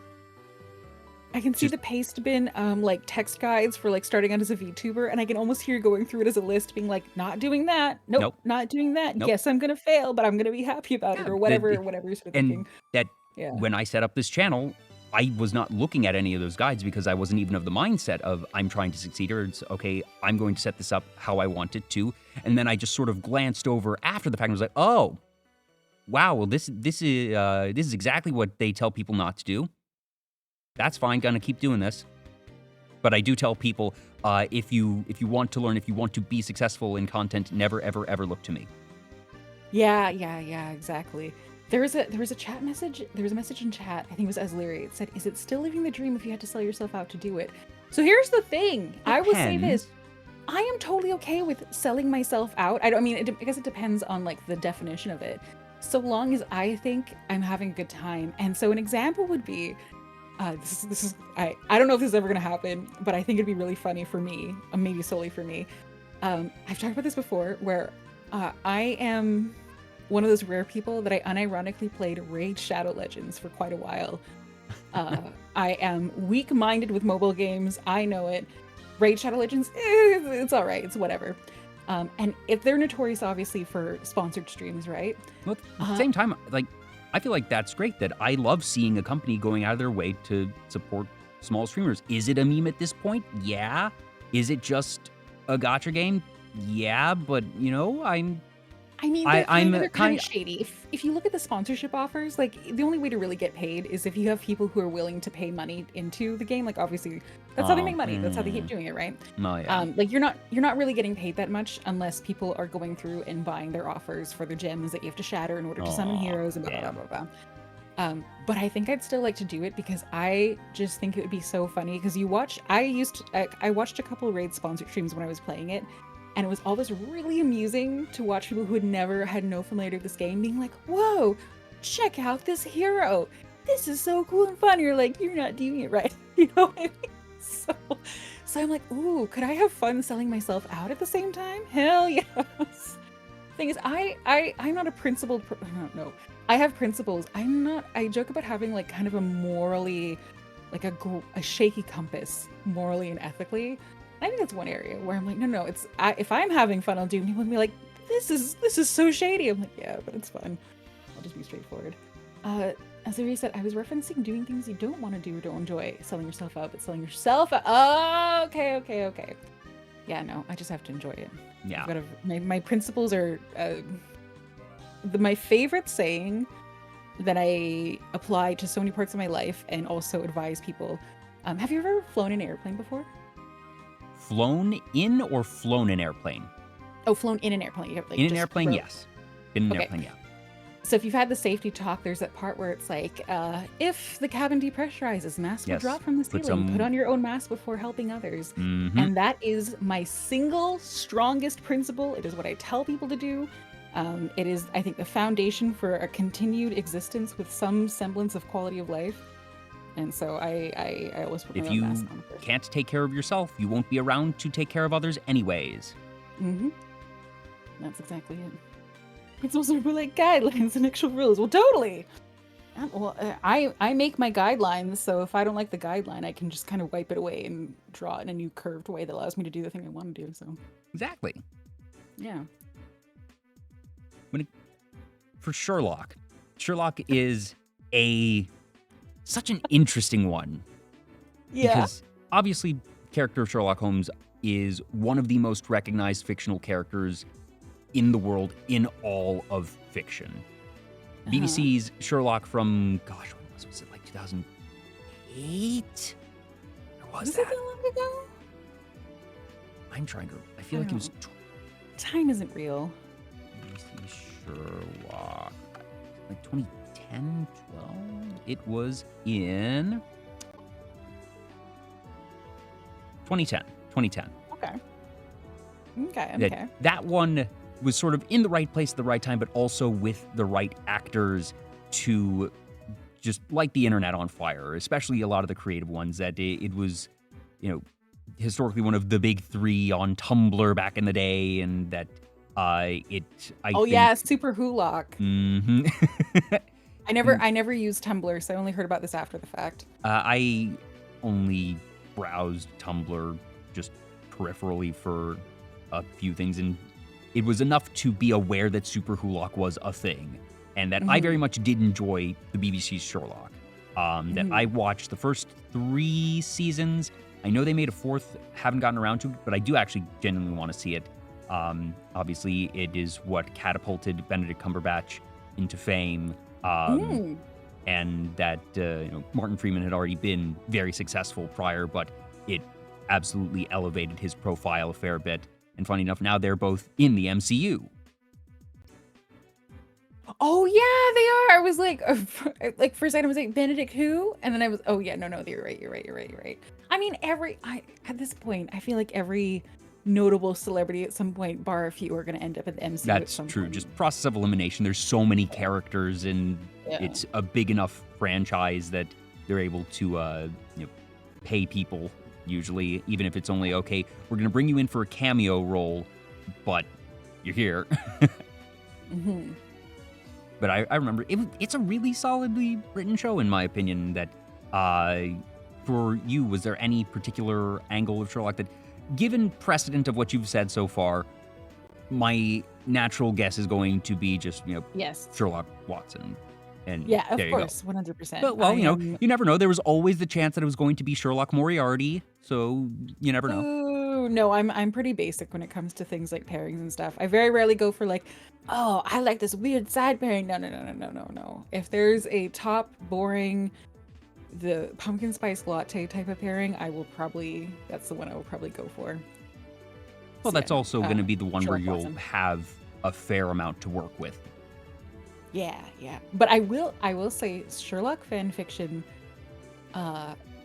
the average quality of Sherlock fan fiction is to this day still the highest of any fandom I've been in. Really? Of course, there are bad stories, but if you look at the most bookmarked stories on AO3 and generally sift through them, there are some that are written to such a quality that it's like people are like, yeah, I mean, even the fan fiction above it, like they'll say whatever disparaging thing they might think fan fiction exists under, but you read these and you're like, this is better than most professional published novels and stuff like that. That's so interesting. Do most of these try to bake their own mysteries into it, or is it most of it's usually just the characters? I got my phone in front of me. 1 second. Let me go ahead and I'm gonna look up what I'm describing right now. Going to fandoms. Where would Sherlock be under? Oh my god, is it books and literature or TV shows? I have to check. Some stuff like the MCU ends up in multiple categories. Like there's different sort of sizes of umbrellas, and it can be a little tricky. I'm gonna try TV shows and see if it's in there. Because I think that BBC Sherlock got its own category. Now you can overlap totally with the original like Sherlock novels. With just broader Sherlock Holmes canon. Yeah. So in Marvel, there's the Marvel Cinematic Universe, but you can also select like Captain America or Iron Man and stuff like that as sort of sub-genres, or both at the same time when you're categorizing. Obviously, MCU is very, very, very big. Okay, what's the big Sherlock one? And also, do you by any chance, do you have like very faint music playing in the background by any chance? I have music playing. Oh, I bet I know what it is. So I do have music that is playing in the background here on stream. And since I know you have, I'm screen sharing with you via Discord, you're probably Uh-huh. hearing that. Okay, it's so faint that I actually took off my headphones sort of like Oh, twice. I'm like, is that from far okay. distance? That's Because how it's, faint it is. I try and keep it pretty light in the background. So now I'm kind of curious, am I keeping it like too soft? Folks in chat, have you been hearing music? Because I know somebody commented that they heard the piano Pokemon piece. But I know on your end that if it makes it easier for you, if you just right click on the video, you'll have the option to mute that. Did you hear it's audible? Okay, good. For me, I think it's just on my side. I feel if I turn the stream on, I could hear it more. Cool. Awesome. Yeah. But yes, don't worry, you're not going crazy. There is, in fact, music.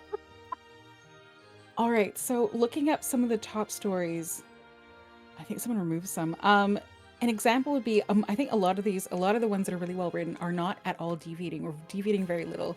But there was one, so Sherlock had their very short seasons. And there was one where they left it on a massive, massive cliffhanger. And I so think that was someone, season 3. yeah, the one where spoilers, he died, but he didn't. And they wrote this massive, I don't know, 100-something thousand word story that basically went through the end of that season and wrote how Sherlock came back to life. But it was very much focused on especially it was primarily from John Watson's perspective and just how much he grieved the loss of his friend, and when his friend returned, how it wasn't that simple to go back to normal. Like this is a ex-military person who, Yeah, like, who the show focuses on the fact that he has active PTSD that goes away when he's with Sherlock. So what happens when it returns? And now he's lost his friend, but the friend is back, but the PTSD hasn't gone away. How angry is he? And what happens when it turns out the reason that Sherlock had to die was he was trying to avoid, I think, Moriarty or something like that. But that is still an ongoing issue. So now you have all of these different things, and it's a lot of these are really like in-depth character studies that are just so unbelievably well written, real human stories that are incredible. And that's what I mean with, like, I think Sherlock, I think because the character of Sherlock is so complex and the way that he functions is so complex, and the same with John Watson actually.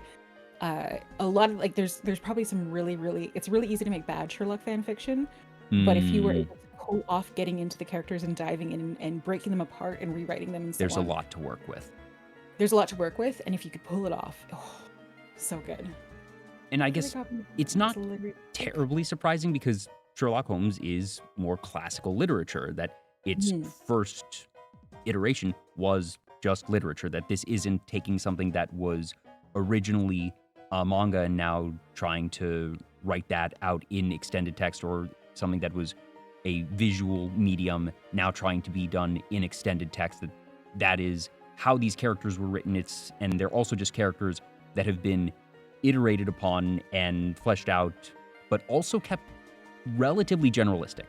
That in terms of Sherlock Holmes canon, that you do get a fair bit of depth to these characters, but at the same time you have the consistency of the ongoing mystery that is making it so, all right, it's not always, it's very rarely a deep character piece, that there's just enough to work with, that you have this very clear untapped potential. As you mentioned earlier, that's what will inspire a lot of fan fiction, that people see and want more, but they're also given just enough that other series don't give them to really, really work with. Yes. And that certainly also just, it helps when you have two, frankly, stellar performances to work off of. That Cumberbatch and Freeman were really, really, really good, and BBC Sherlock has, to this day, my favorite iteration of Moriarty. Yes. That I'm now blanking on the actor's name. It was Andrew Scott. Andrew Scott. Thank you. Yeah, that his Moriarty is so fun. I love a good, not totally unhinged, but half Joker villain, one who is delighting in the things that they do, but is also completely mentally coherent, but is pretending to be not coherent because it throws others off. That Andrew Scott's Moriarty is completely sane, but masquerades as insane to keep everybody else guessing. Yeah. I sent you a link, by the way, to the story that I was referencing. Yes, and I will share it here in chat. It is The Quiet Man. So it is, they have very little description, like for the summary. It is so real and painful and delightful. And I think Ivy Blossom, the author, is probably one of the best writers I've ever read anything from, ever, period. And I do believe that they have published their own original stuff. I don't think they've ever shared it because they don't want to cross-contaminate, I guess, which is very common. But I do believe they've published stuff, so. It is 157,000 words, 58 chapters, complete. Completed back in 2012. Wow, this was actually written and completed in just over 6 months. That's actually really impressive. That's a pretty short amount of time. Well, and I believe it was written before the cliffhanger was resolved. That would make sense as well, yeah. Because I remember, I don't know how many years it was between seasons 3 and 4. Or no. Was it 2 and 3? Yeah, because it was 2 and 3 that had the longer hiatus. But then there was another cliffhanger between 3 and 4, which had an even longer hiatus, I believe. But it was a very good one. And that definitely, those are ones that I actually want to go back and rewatch because I think they were just very solidly done stories, that they were all 90-minute episodes, that not quite what you would consider a full-length movie, but they had those extended run times that nothing felt rushed. The dialogue was exactly what I want from a Sherlock story, and that is just very, very well done. That it is, I think it is very much worthy of all the hype that it has gotten over the years. That did some of the fandom, come off very strongly, perhaps, but that happens in most fandoms. That I think that on the sliding scale of fandoms, I think the Sherlock fandom is relatively well behaved. Well, and one of the things, one of the benefits of being dead is that, and I've set up this before, is, and again, I've had about 3 separate times instances that people are like, I don't mean to pry into your personal life. Are you okay now? Because they didn't realize the death thing was Vtuber lore. But being an internet hermit nonetheless, for me, basically what happened was, LiveJournal kind of died, and I looked at Tumblr maybe half a dozen times and I was like, this format is nothing like the joy of LiveJournal. And so I'd never embraced it. And I was like, at the time, I was like, what the frick is Twitter? I don't even get this. Why would you want to talk at 140 characters? This is garbage. And stuff like that. So I remained an internet hermit for a very long time. But one of the benefits of this was not getting involved in the community of fandom. And there's lots of downsides to that. Fandom is very fun. And it wasn't me avoiding it because I think like, oh, fandom's bad. No, I think community is great. But I was not in any of the vectors of it. But the benefit of that is that I never was... You avoid the drama. Yes, I never had to... Everything I enjoyed, fan fiction, fandoms, media, or whatever, was always solely from my own perspective and opinions. And I never had those moments or exposure to things where people were like, I used to like... I'm trying to think of an example. Undertale, but oh god, the fandom just is so bad. I'm like, why would you care what other people are saying about a thing? Just enjoy it and make your own stuff and find the things you like. That is very much how I operate as well, and it's very nice. I love ignorance is bliss when it comes to fandoms. It's great that yes, there are a couple times where you can find some really cool people, and I have been fortunate enough to have, on rare occasions, found things and people in fandoms, and that's been really, really nice. But at the same time, I don't delve that level of deep into basically any fandom, and that even the ones where I've found people have been accidental, that I found the people regardless of the fandom, and then sort of discovered that we had the fandom in common from one thing or another, and things go from there, that it ends up being sort of a unifying point. but I can really only ever think of one instance where I went out of my way to participate in a thing based only on the name of the fandom. Yeah. Well, and I was pondering it just as you were talking about him, like thinking about my interactions with stuff, because I saw Hekasen being there, said for better for worse, untainted by fandom community. And I think one of the things about LiveJournal is that LiveJournal was very good because you could sequester yourself in communities of like-minded people for whatever you enjoyed. And LiveJournal didn't really have a reposting function. And it wasn't super common for someone to go and take the effort to share something in whoever knew how, like every big and small community that might have existed related to a fandom. You generally found the ones you liked and you stayed there, and that's where you talked and interacted.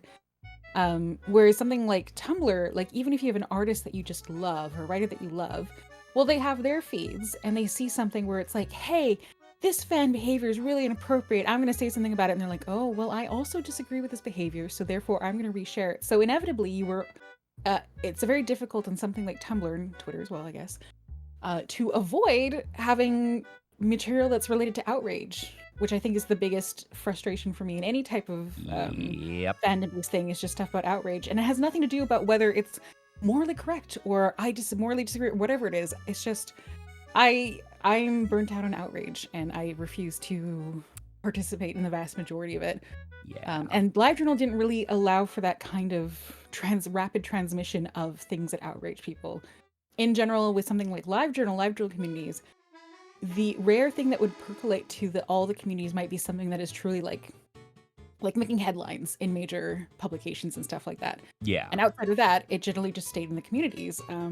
Which, and then there's some better, there is some for better or for worse for that, where it's like if you have silos, then you know, there are downsides to having silos and making, yeah, you would have cases of a bad actor being discovered in one area, but since that information winds up being siloed, that bad actor is then able to go to other groups and continue to be a bad actor over there. And yeah, you know, that and that ends the up downsides being of echo sort chambers of, are yeah. Oh, sorry. And I was gonna say that sort of ends up being, I suppose, the underlying motivation that most well-meaning people have when they share what you classify, in my opinion, rightfully, as sort of outrage content of, you know, they're speaking out to make sure that others do not end up being tricked or hurt, whatever, by a bad actor, or that, you know, to try and make things better, perhaps. But I also very much agree that it has its toll. Mm-hmm. Well, I mean, and for me, on Twitter and stuff like that, I make lists as needed to see the stuff that I want to see, and I mute heavily as needed. Content filtering is wonderful. People should use the blocked words function more. Well, and again, it's the vast majority of stuff I see is stuff where I'd be like, yeah, I think you're probably right. This person's an asshole. But I'm kind of also a big believer where I'm like, it's just assholes. They've always existed. Yeah. They are everywhere. And not every single one of them needs to have a massively 2 million view retweet thing being like, look at how much of an asshole this person is. Like, I appreciate the stuff where they're like, hey, this company is a legitimate scam. They will steal your identity. If someone has been taking thousands of dollars from people, yes, I want to know about that. If someone is stalking or being physically threatening to another individual, that's something that's probably known. Someone was mean, even if they were very legitimately mean, but if it was just someone being mean, not completely threatening your life and livelihood, I don't necessarily need to know about that one.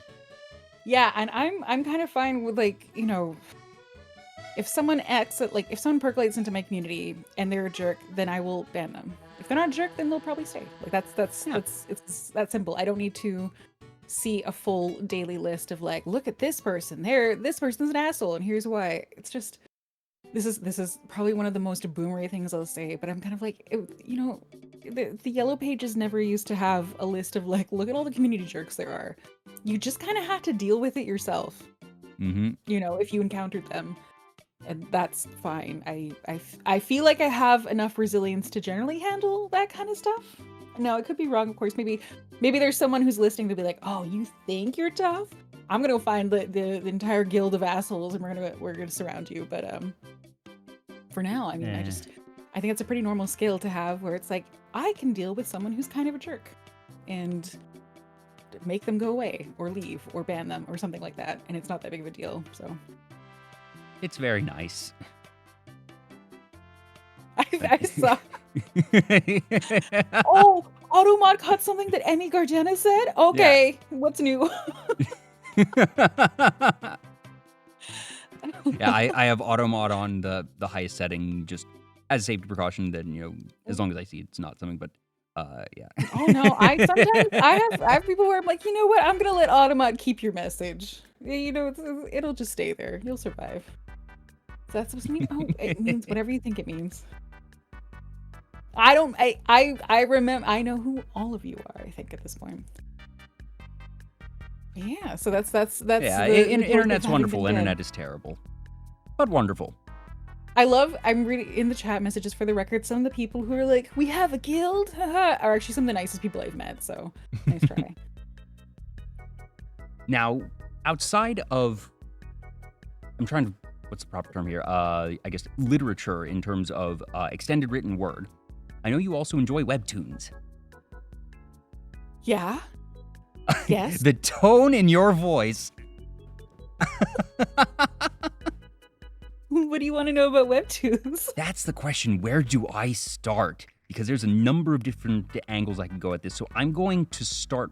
Do you remember the first webtoon you read? Oh God, I don't know if I do. What would have been the first one I opened? No, I've read so many hundreds of them. I would not even begin to tell you. And in all likelihood, the transition to webtoons probably came from me reading manga, which like scanned manga online. So there was A very probably not logical progression. Yeah, I don't think there was a fine line where it's like, oh, this is the first real one. Yeah. And I guess Yeah. also just when we say webtoons here, are we saying specifically something from the webtoons website, or are we sort of using that as an umbrella term for online manga, or are we using it as an umbrella term for manhwa? What is so the scale webtoons- here? Webtoons are comics that are designed to be read in the web format, often on mobile. And that's an important one because actually, up until, well, probably I still do this. I often refer to them as manhwa, as in Korean comics. Mhm. But that's kind of a not quite. I mean, no one's.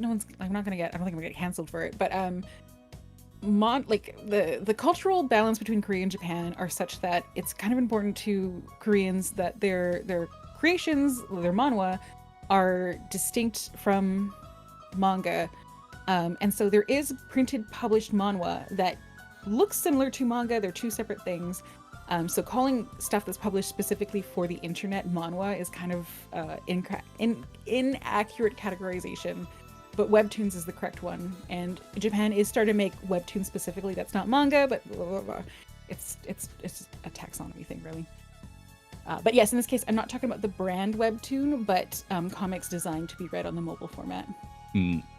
Now, when you're reading webtoons, do you find that the stories you're reading are similar to what you go for in fanfic, in the sense of, are you usually reading romance, or do you go for the more action ones?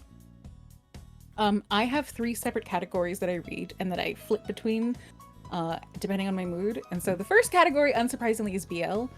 That's sort of my home base. But then the next category in my own apps, I call Otome Isekai, which is funny. It's a Japanese term, but it's all Korean webtoons at this point. And it doesn't necessarily need to be either Otome, which stands for maiden, or Isekai, which is a certain type of like, I died, Transported to another world. If you go on the Reddit or the subreddit for Otome Isekai, they have their own description where it's basically anything that's kind of aimed, it's like women's content that has fantasy elements. And this, it can be regression, it can be transmigration, it can be isekai, it can be whatever. So it's a very vague format for generally women's things, but it usually has some sort of fantasy element, fantasy, medieval, Victorian, that kind of setting. And there's usually romance in it, but not always. So that's one genre that I will flip And to. usually, at least from the ones that I've come into contact with involves them being transported usually into a world that they are familiar with on some level, whether it be, that it was a book that they enjoyed or, a series they enjoyed, and that Mhm. sometimes they are born into it. Sometimes, there's the entire villainess isekai subgenre, which I don't know if that would necessarily. I feel like there's probably some Venn diagram for otome isekai versus villainous isekai of how that So falls out. So really, if you think of otome isekai, at least online, it's a super broad umbrella that has no Yeah. specificity. So villainous stuff would fall under there. Things where there's no isekai element at all, but instead the main character died and went back 10 years to like redo it. Yep. That falls under otome isekai. Um, and people, there were people who would show up to the otome isekai subreddit and being like, "This is an otome isekai," and everyone would be like, "Just shut up." We're just using this umbrella for basically women's romance fantasy content. So that's one big umbrella that I like reading. And then the last one I have in my, I'm just double check what I called it, power fantasy. So power fantasy are the ones that are, they're the ones solo leveling type stuff. Yeah. Character become very, very powerful. Yes, yeah. So all the power fantasy action ones, and that's its own category. And that's the one I've been reading the most of recently. I guess I've been in the mood for feeling like, what would it, fantasizing, what would it be like if I finally had the power to have control over my own existence, that type of thing. Which is What a exactly what those fantasy comics indeed. are aimed at. Those comics are very much, you can tell, it's the same thing over and over again. Oh yeah. But it's very much a sentiment of, it's like, oh my God, imagine having the power to, like, these aren't stories. I mean, there is struggles in them, but imagine having some skill set that is finally enough to make it so I have full autonomy and no one can truly get in my way. That's a power fantasy, and I love them. It's fun watching someone be a badass and just be able to do cool things, and that certainly in many genres nowadays that you have your established tropes, whether it be isekai and if it's power fantasy, and that there's plenty of power fantasy isekai, goodness knows, that you see consistencies in that. For me, it's usually something that it comes down to the characters and the creativity with which they execute their tropes. That nothing, I said earlier, Simpsons did it, that many things have been done before, that nothing is totally original. Just statistically speaking, so many people, so many stories, it's been done to some degree before. So what makes this version good? They don't need to necessarily reinvent the wheel, but if they make a really good wheel, I'll be interested. Yeah, and I feel like the ones that have especially the power fantasy webtoons, the ones that are considered the big three, they are the big three not because they have a particularly original structure, but I think the first thing is that they're based off of web novels that were almost complete or close to completion, which is really important because it means there's a structure to follow. But the second thing is that the author had a vision in mind and a very good understanding of what they wanted to write. And like they knew exactly what they wanted to make. They have, even if it has 40 characters that they have to go through through a very long web novel, they knew exactly, like, they were living in this world and they were just documenting what was happening. And that is why those are the big three of the action manhwa in particular. And what are those three titles? Oh, I'm so glad you asked. I wasn't hinting at all for that question. The first one is Omniscient Reader's Viewpoint, which in the localization is just Omniscient Reader. The next one, the OG, was called by the fans Trash of the Count's Family, but now the localization is Lout of the Count's Family, which is a downgrade. It's Trash of the Count's Family. And then the last one is the S-Class Hunters that I raised, and those are the big three. Although I am of the opinion that I feel like I don't think it's included in them, but there's one called SSS Class Suicide Hunter, and the English name is SSS Class Revival Hunter, because that word is kind of loaded. Yeah. And that one is stellar, and I think it ranks up there. But those ones are the ones that just stand way out and above. Solo Leveling right now is very popular because the anime just got released for it, but even Solo Leveling fans will admit it was it's like a very slick production, but it does not have the impact that those ones have. What what makes the others more impactful? Is there something in terms of their storytelling? Were they earlier to the game that meant that they were able to be more impactful? That's something, especially in, I don't want to say oversaturated genres, but more populated genres that you have, that the earlier the story was, the fewer that they had to compete with, the more impactful they usually end up being, and that you see those ones influencing the ones that come later down the line, and just it can become more difficult to have an impact. So when you say that the big three here are more impactful, do you think that's a function of them being earlier to the game, or do you think there's something that they execute upon that really sets them apart? I mean, there's some element of earlier to the game because they simply have more material that's out. Like, it's hard to tell if a webtoon is going to be really, really great if it only has 30 chapters out, you know? Very true, yes. So, and I mean, it's difficult to invest. In the case, though, their web novels were already big before they ever became webtoons. I find the translations most of the translations for those ones, for the web novels, are fan translations, and some of them are quite weak, so it's a bit difficult to get through the novels compared to the yes. webtoons. That makes a lot of sense. That if you have translations, and especially unofficial ones, that are done, okay, it's done for time and not necessarily quality, that, okay, chapter just dropped in language of original publishing, and we're going to scramble to get it out as fast as we can, and especially if English is not the first language of the translator, that you can end up with things that are stilted, or there's the very classic instances of you just have some terms that aren't translated and that they get held over, and keikaku means plan. But yeah, I think the ones that are big three are not because they were earlier, they are just genuinely fantastic universes that have been built. Like I said, the way it feels like the authors are really documenting something that they are seeing rather than creating, in the sense that there's so much detail and understanding and consistency, and the characters are all so fleshed out, even though there are so many, and often what seems like an ensemble cast basically. And they could have been made last year, for example, and they would still end up being one of the big ones because they are just that good. So like, and I think that's where Solo Leveling is probably one of the most well-known and popular ones, but it's not considered one of the big three. That's interesting. Fans know that too. It's really good. I love Solo Leveling, but it's not a particularly like standout story. A lot of it was that it had really good production, really good. It's more in the beginning pacing. The artwork is incredible and consistent, and it's fun. It is very, very, very fun.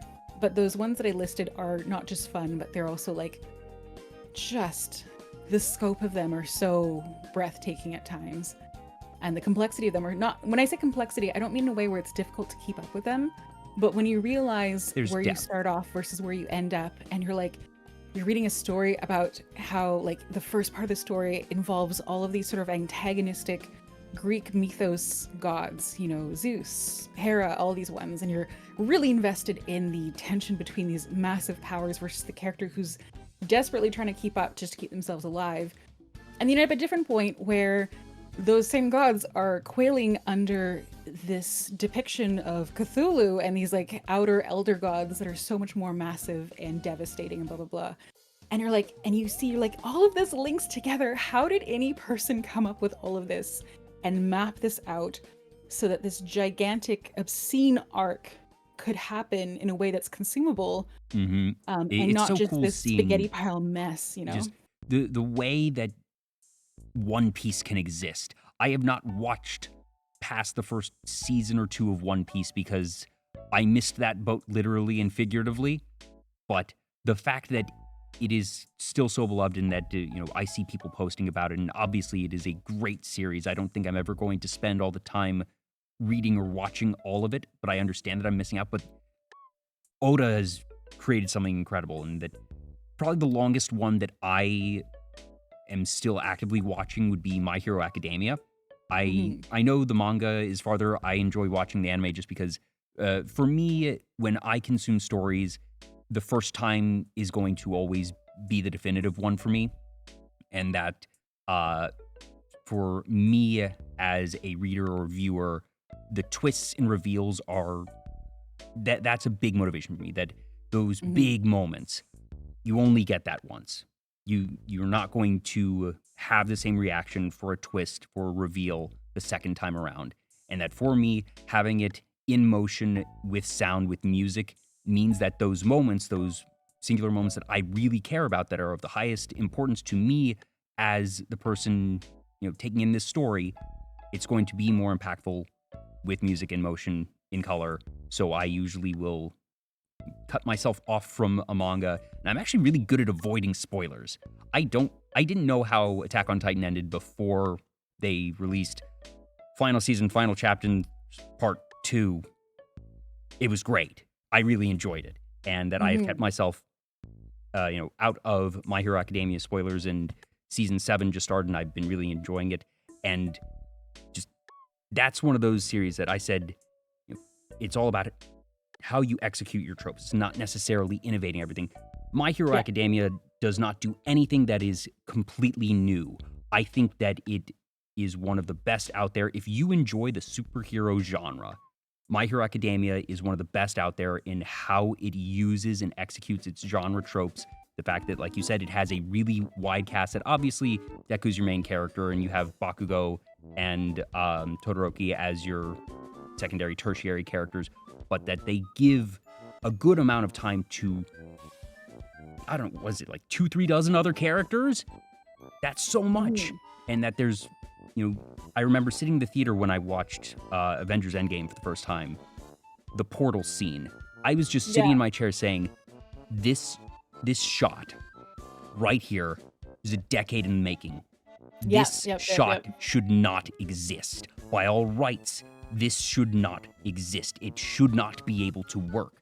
But like you said, the fact that they took that much time and that they set everything up so that when the portal scene happens, the first time that you see that, it's not just you get the amassing of an army scene in plenty of movies of, okay, we've got the reinforcements, they're all here, and now we have a whole bunch of people to fight the other whole bunch of people. Portal scene, I don't know if it will ever be replicated quite as much. Just one, because of simply the IRL amount of time it took to assemble that scene, and the fact that, frankly, I would call it a pretty big cultural moment of people going to see Avengers Endgame. It was the first time something of that scale had ever been attempted. And, as with other things, as I said, if you're the first to do it, you're going to have a bigger impact. Yeah. Yeah. Yeah. Absolutely. I have to say, I agree with you with that scene. I will like that. That is iconic. I saw Endgame, I think, 5 times in theaters after it came out.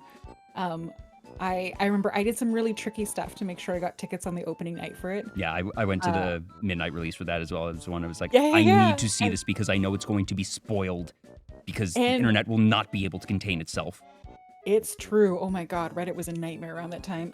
And I remember you're right though, because I don't think anyone's ever going to really replicate the feeling of being in the theater for opening night with people who are obviously very, anyone who would try to get opening night was trying to be there. Yeah. And that portal scene, and there was a couple other scenes, like I think Thor's hammer and stuff like that, Oh, yeah. where like the theater erupted, and it's the only time I will ever I have love been going okay to with midnight noise in releases the of theater. movies. I love going to midnight releases because, yes, it is the best crowd that you're going to have because people have gone out of their way to be there.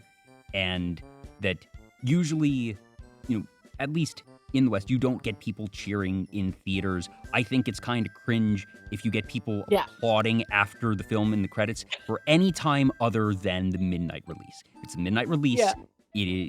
that's the only time when it's not cringe and that I might do it myself. Yeah, yeah, 100%.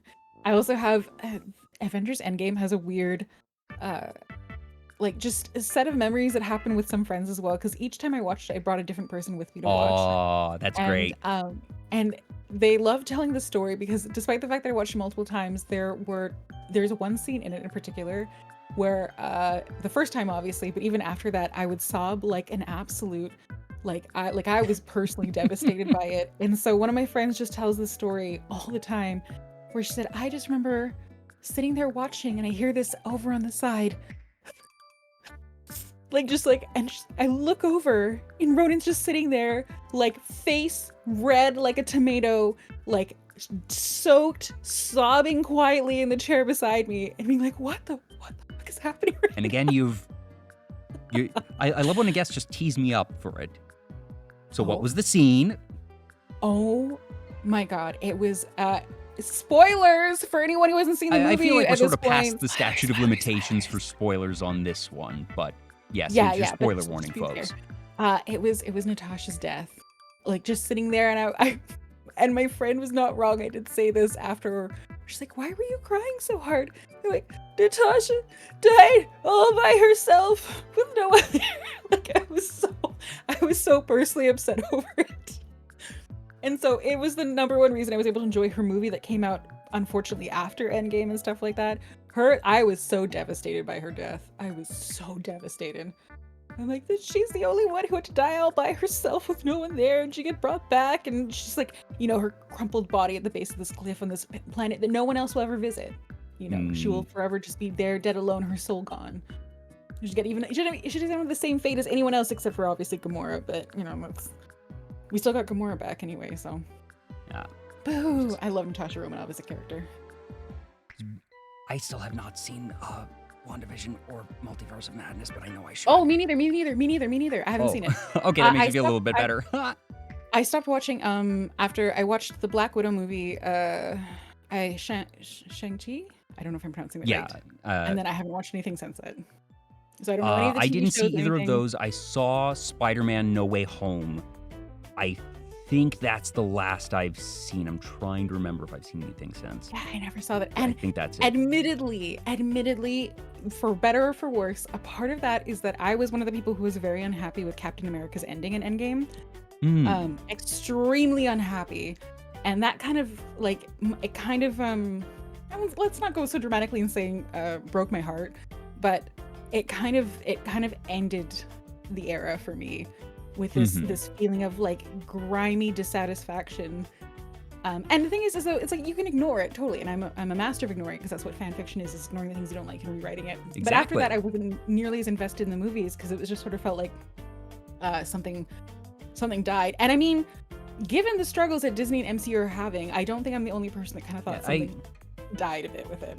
Yeah, obviously I don't want to say the decline of the MCU, but the falling out of general favor of the MCU. There's going to be many both business and creative analyses done for years to come on why, and that, you know, leading theories are, you know, combination of quote unquote superhero exhaustion and other things. I think the big problem was just that you finally hit. Well, I think it was twofold. One, you completed one of the best extended stories in modern media with Avengers Endgame. And that whether you thoroughly enjoyed or did not enjoy Avengers Endgame, it was a ending of the major story. And after that, you're going to inherently have to hit the reset button in one way or another, that it's declined action at that point. And that you have, one, the retiring of multiple major characters, the introduction of a whole bunch of new ones who are not as iconic, who people aren't necessarily going to be as invested in. And so you have sort of the inherent mental hurdle of, okay, I've just finished this, and whether you liked it or not, you know, all right, that one is done. And now you want me to do this whole new thing?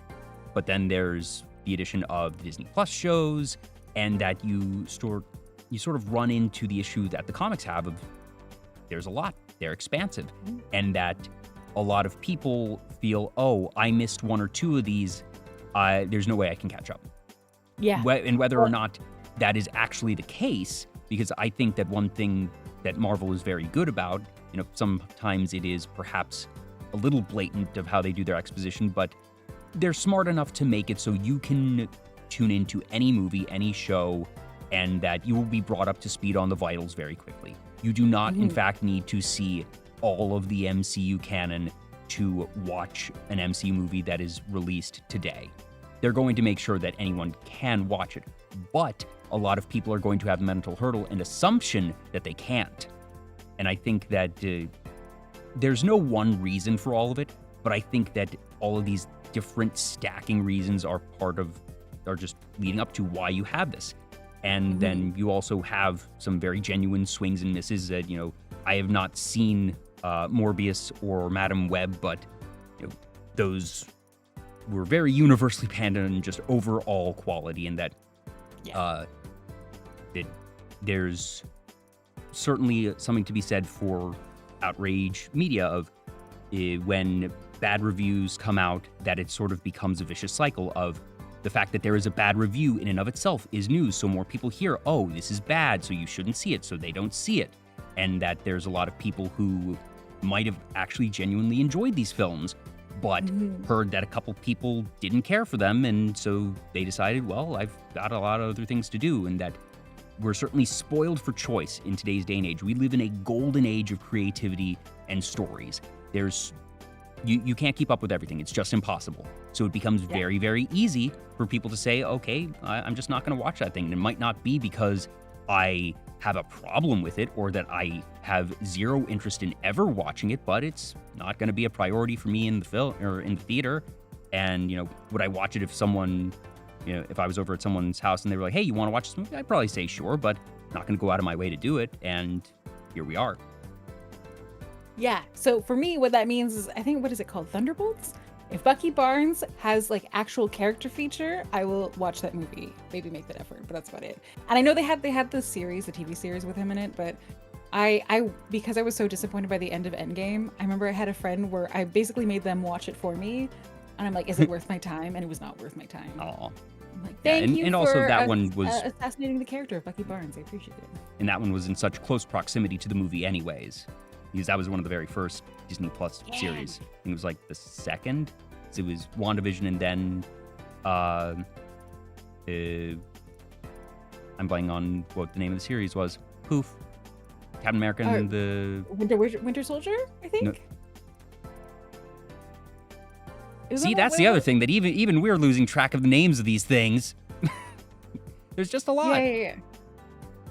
Yeah, and it's a big time investment. And the truth is, what's funny is I describe them like, I love MCU, but I actually don't really watch a lot of, I definitely don't watch television shows, and I rarely watch movies because I'm someone we're sitting, like, investing time into watching something on a screen where I have to pay attention lest I lose track of the story. I'm not, my attention span's not good for that. VTubers are good because I can do 5 other things and still get, like, enjoyment out of it. Television shows, not so much. Most of my time is spent either watching anime or watching VTubers, one or the other. I only go to the movies a couple times. I usually consume movies in waves. Sometimes there will be like 3 movies in 2 months that I'm gonna really want to go see, and that I'll go see them.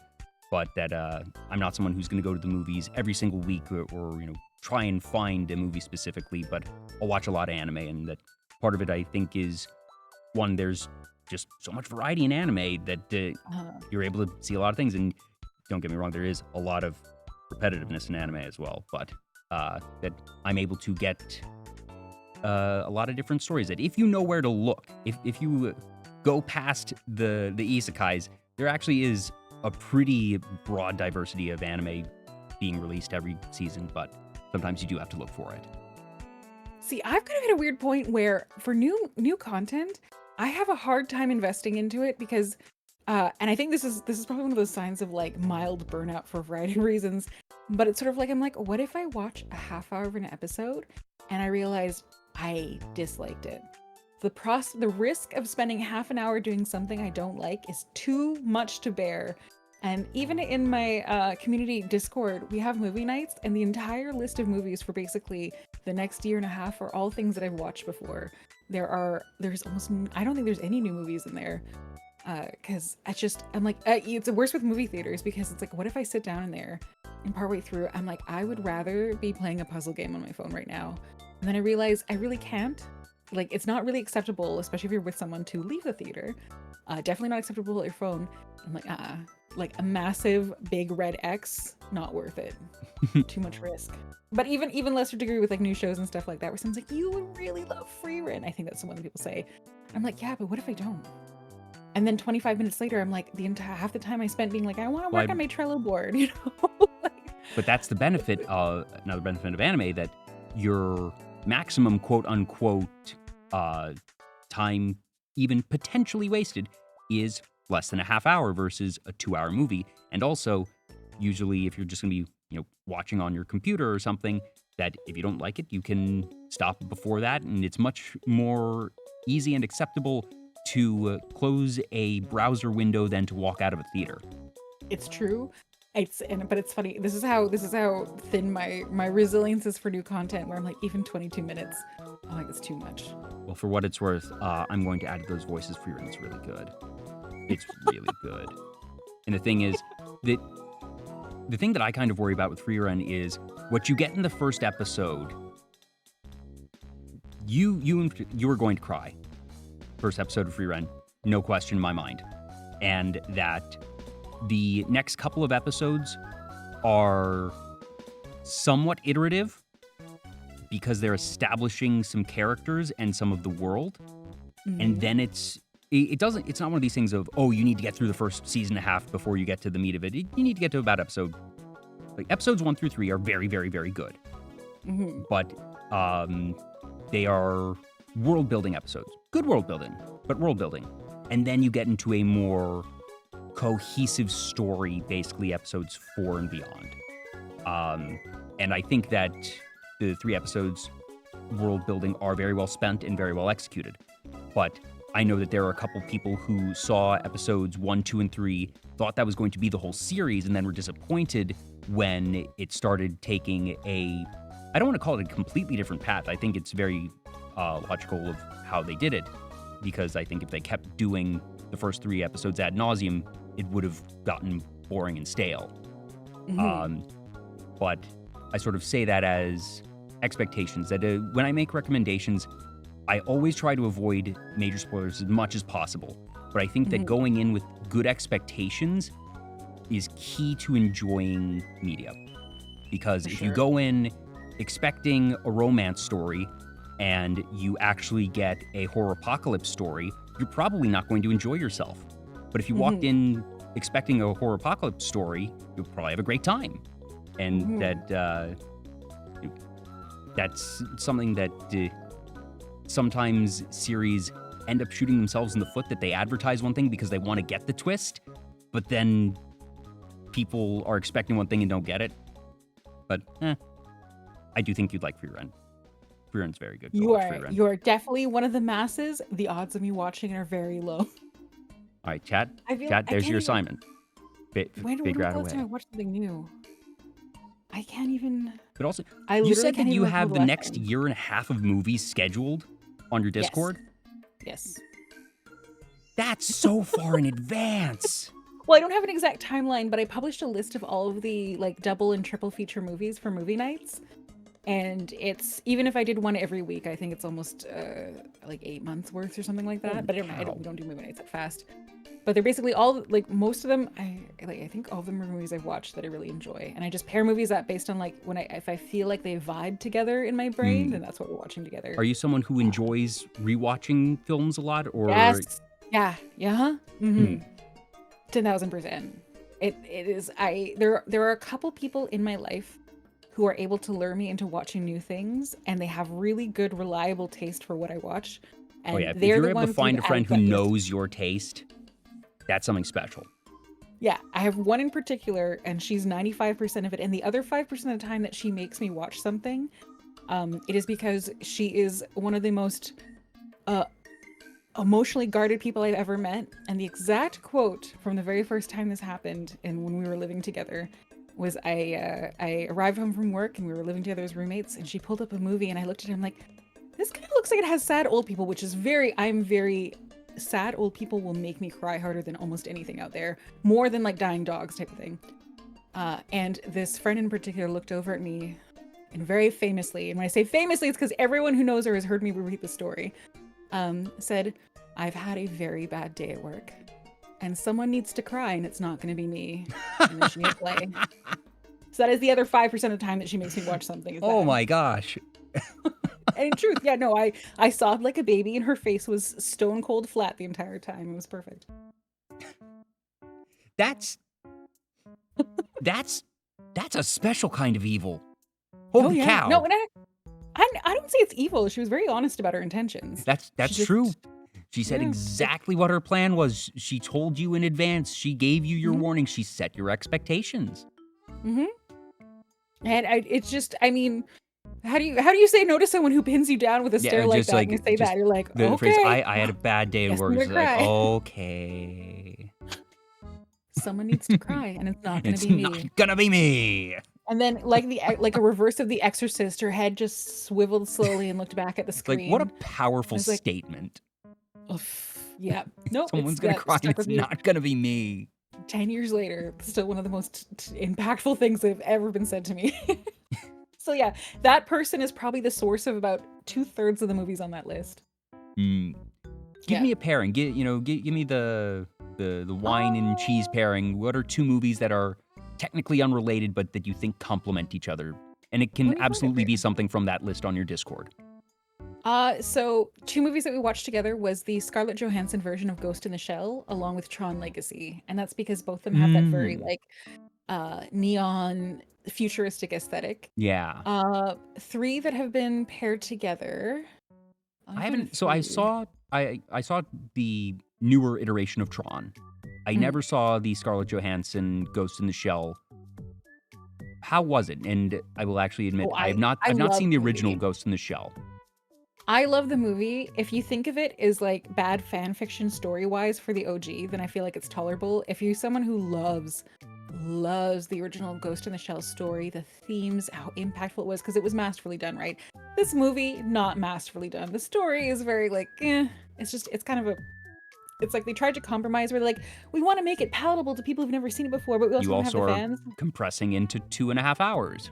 Yeah, it was the stories, but visually, aesthetically, it is such, and I for better or for worse, the visuals of something matter a lot to me. Things looking pretty and the way I like them is very, very important. So it is a very visually inspiring movie. Like the world building, the graphics, everything is just like, oh, it's so good. Yeah, the story is like whatever. So that's if story matters to you, it's okay. But visually, it's the top. It's so.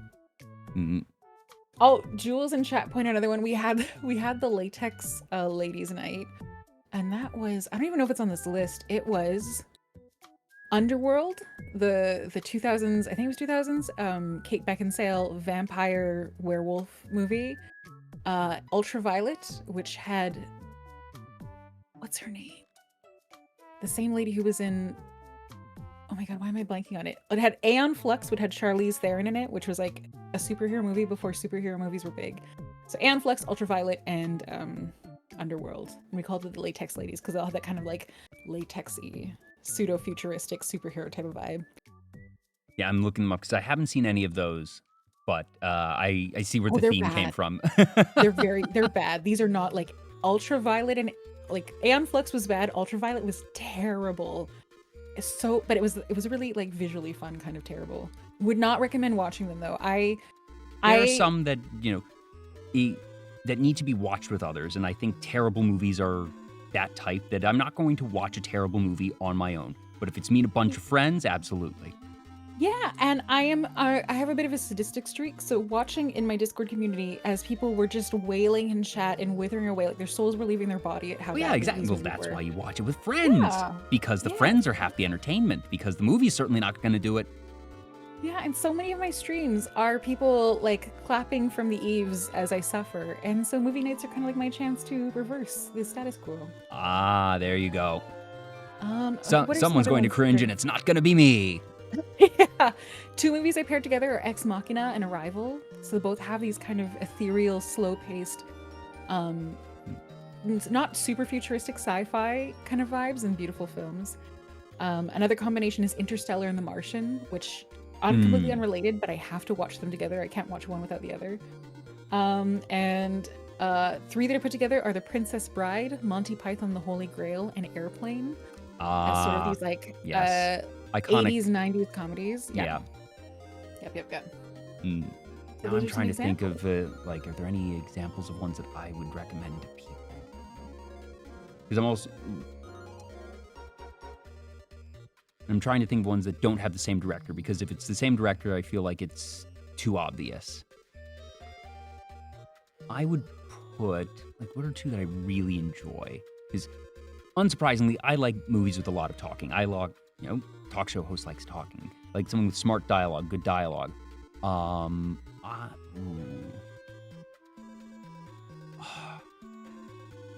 Yeah, I Nope, think I have some pairings with the same director. I have Kill Bill for one night, the Kill Bill duo, and then on a different night, Django Unchained and Inglourious Bastards.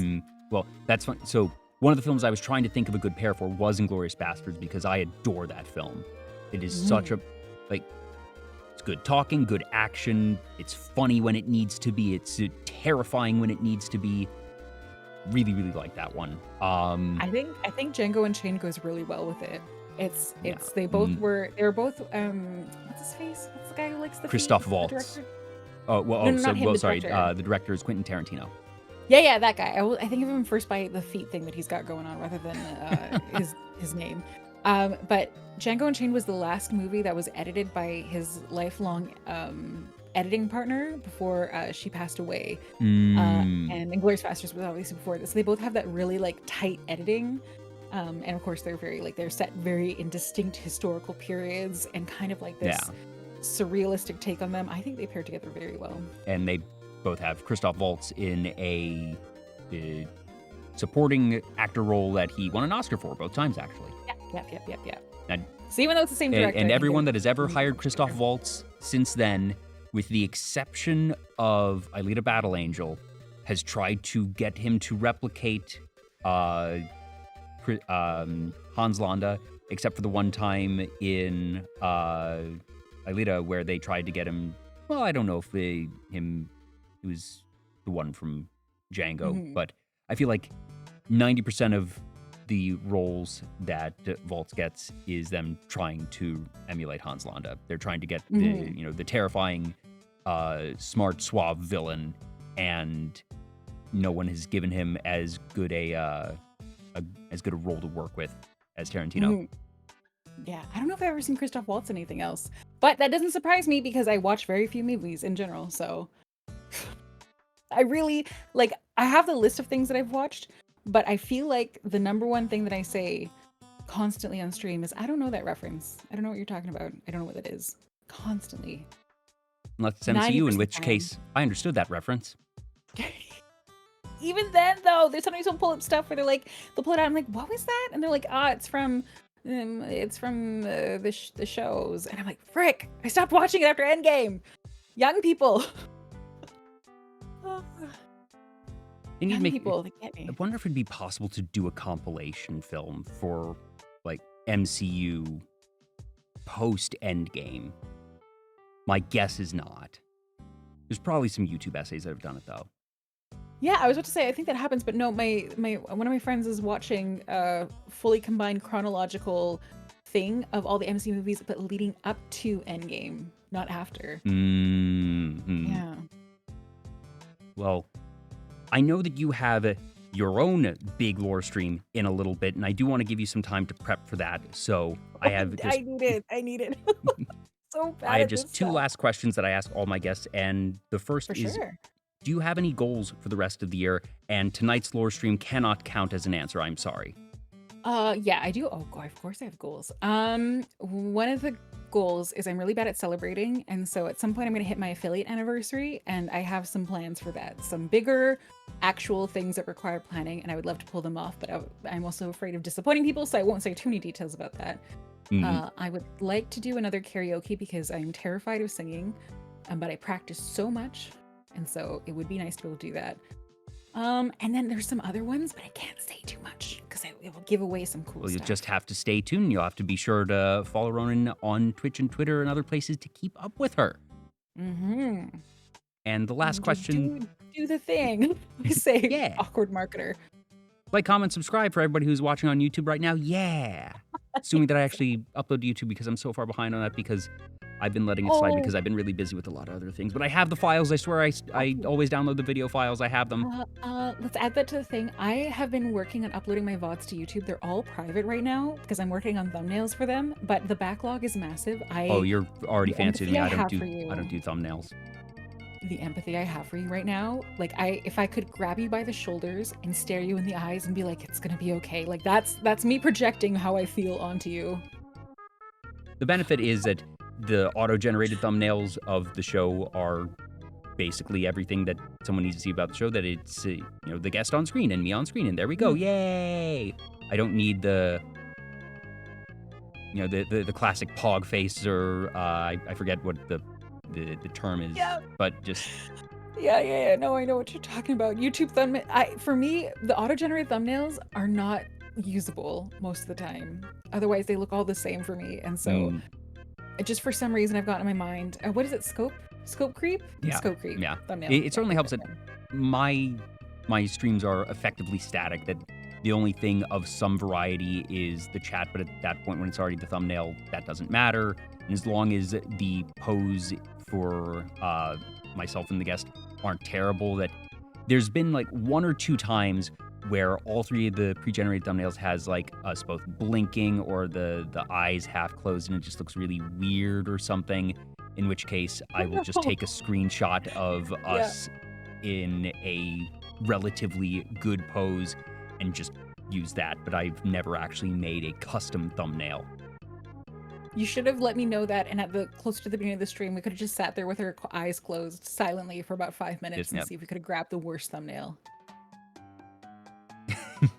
Yeah, exactly. Well, whenever I do upload this, I will be sure to choose the worst thumbnail just for you. Let's see if we can get where it's like I have like my mouth slightly lopsided and like one eye kind of like, I don't know, how much can I get it to track? Oh, I think that there's a whole bunch of very stuttered blinking there. Let's see if that works. Yes, and you said there was one more question? Yes, the last question that I ask all my guests is, what does being a VTuber mean to you? And that's not what does it mean to be a VTuber, but different people get different things from VTubing. I've had people say it lets me get in touch with my inner child. I've had people say it lets me be someone I can't be in real life. Others have had a more clinical approach and said that it is a tool in my tool belt as an entertainer, and I think that having the model allows me to be more entertaining and creative than I would be outside of... Sorry, I think we both saw the same No, we saw it at the same time. and now I have to hit allow because... How am I supposed to top that comment? Dang. But... yes, suffice to say, there's a lot of ways to be a VTuber. So, for you, Ronenn HAUSTORIA, what does being a VTuber mean to you? Being a VTuber is a very engaging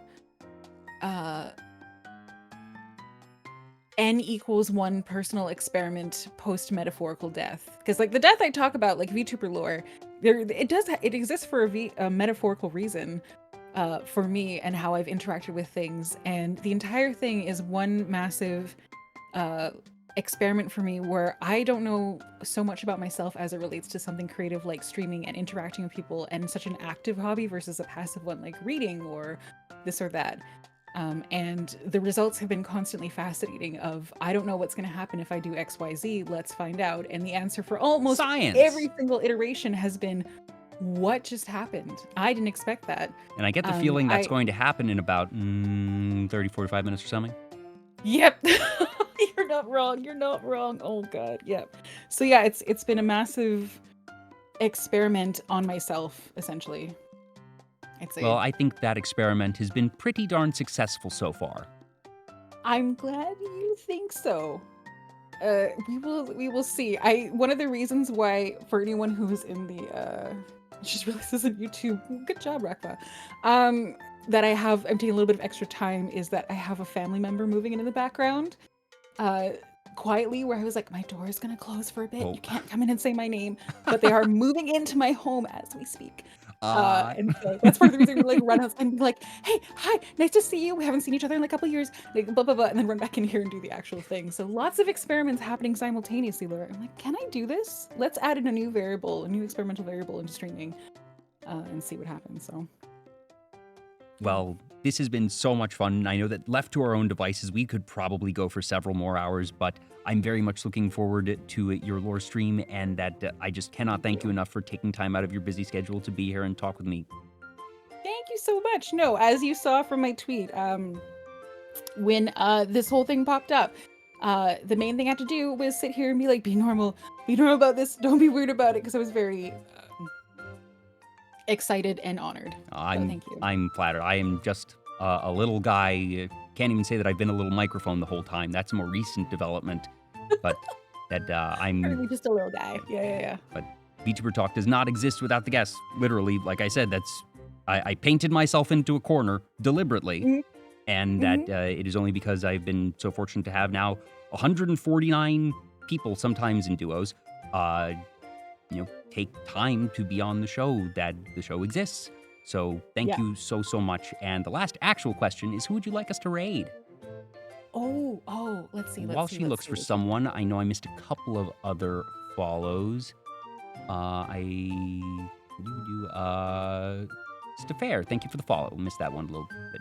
But thank you all so much. And if you aren't already following Ronenn here on Twitch and Twitter, please be sure to do so. And if you're interested in more talk shows like this, you can follow me. It's just Vtuber Talk both places. Like I mentioned, I don't have much consistency because I try to schedule around the guests, but I do this about once a week.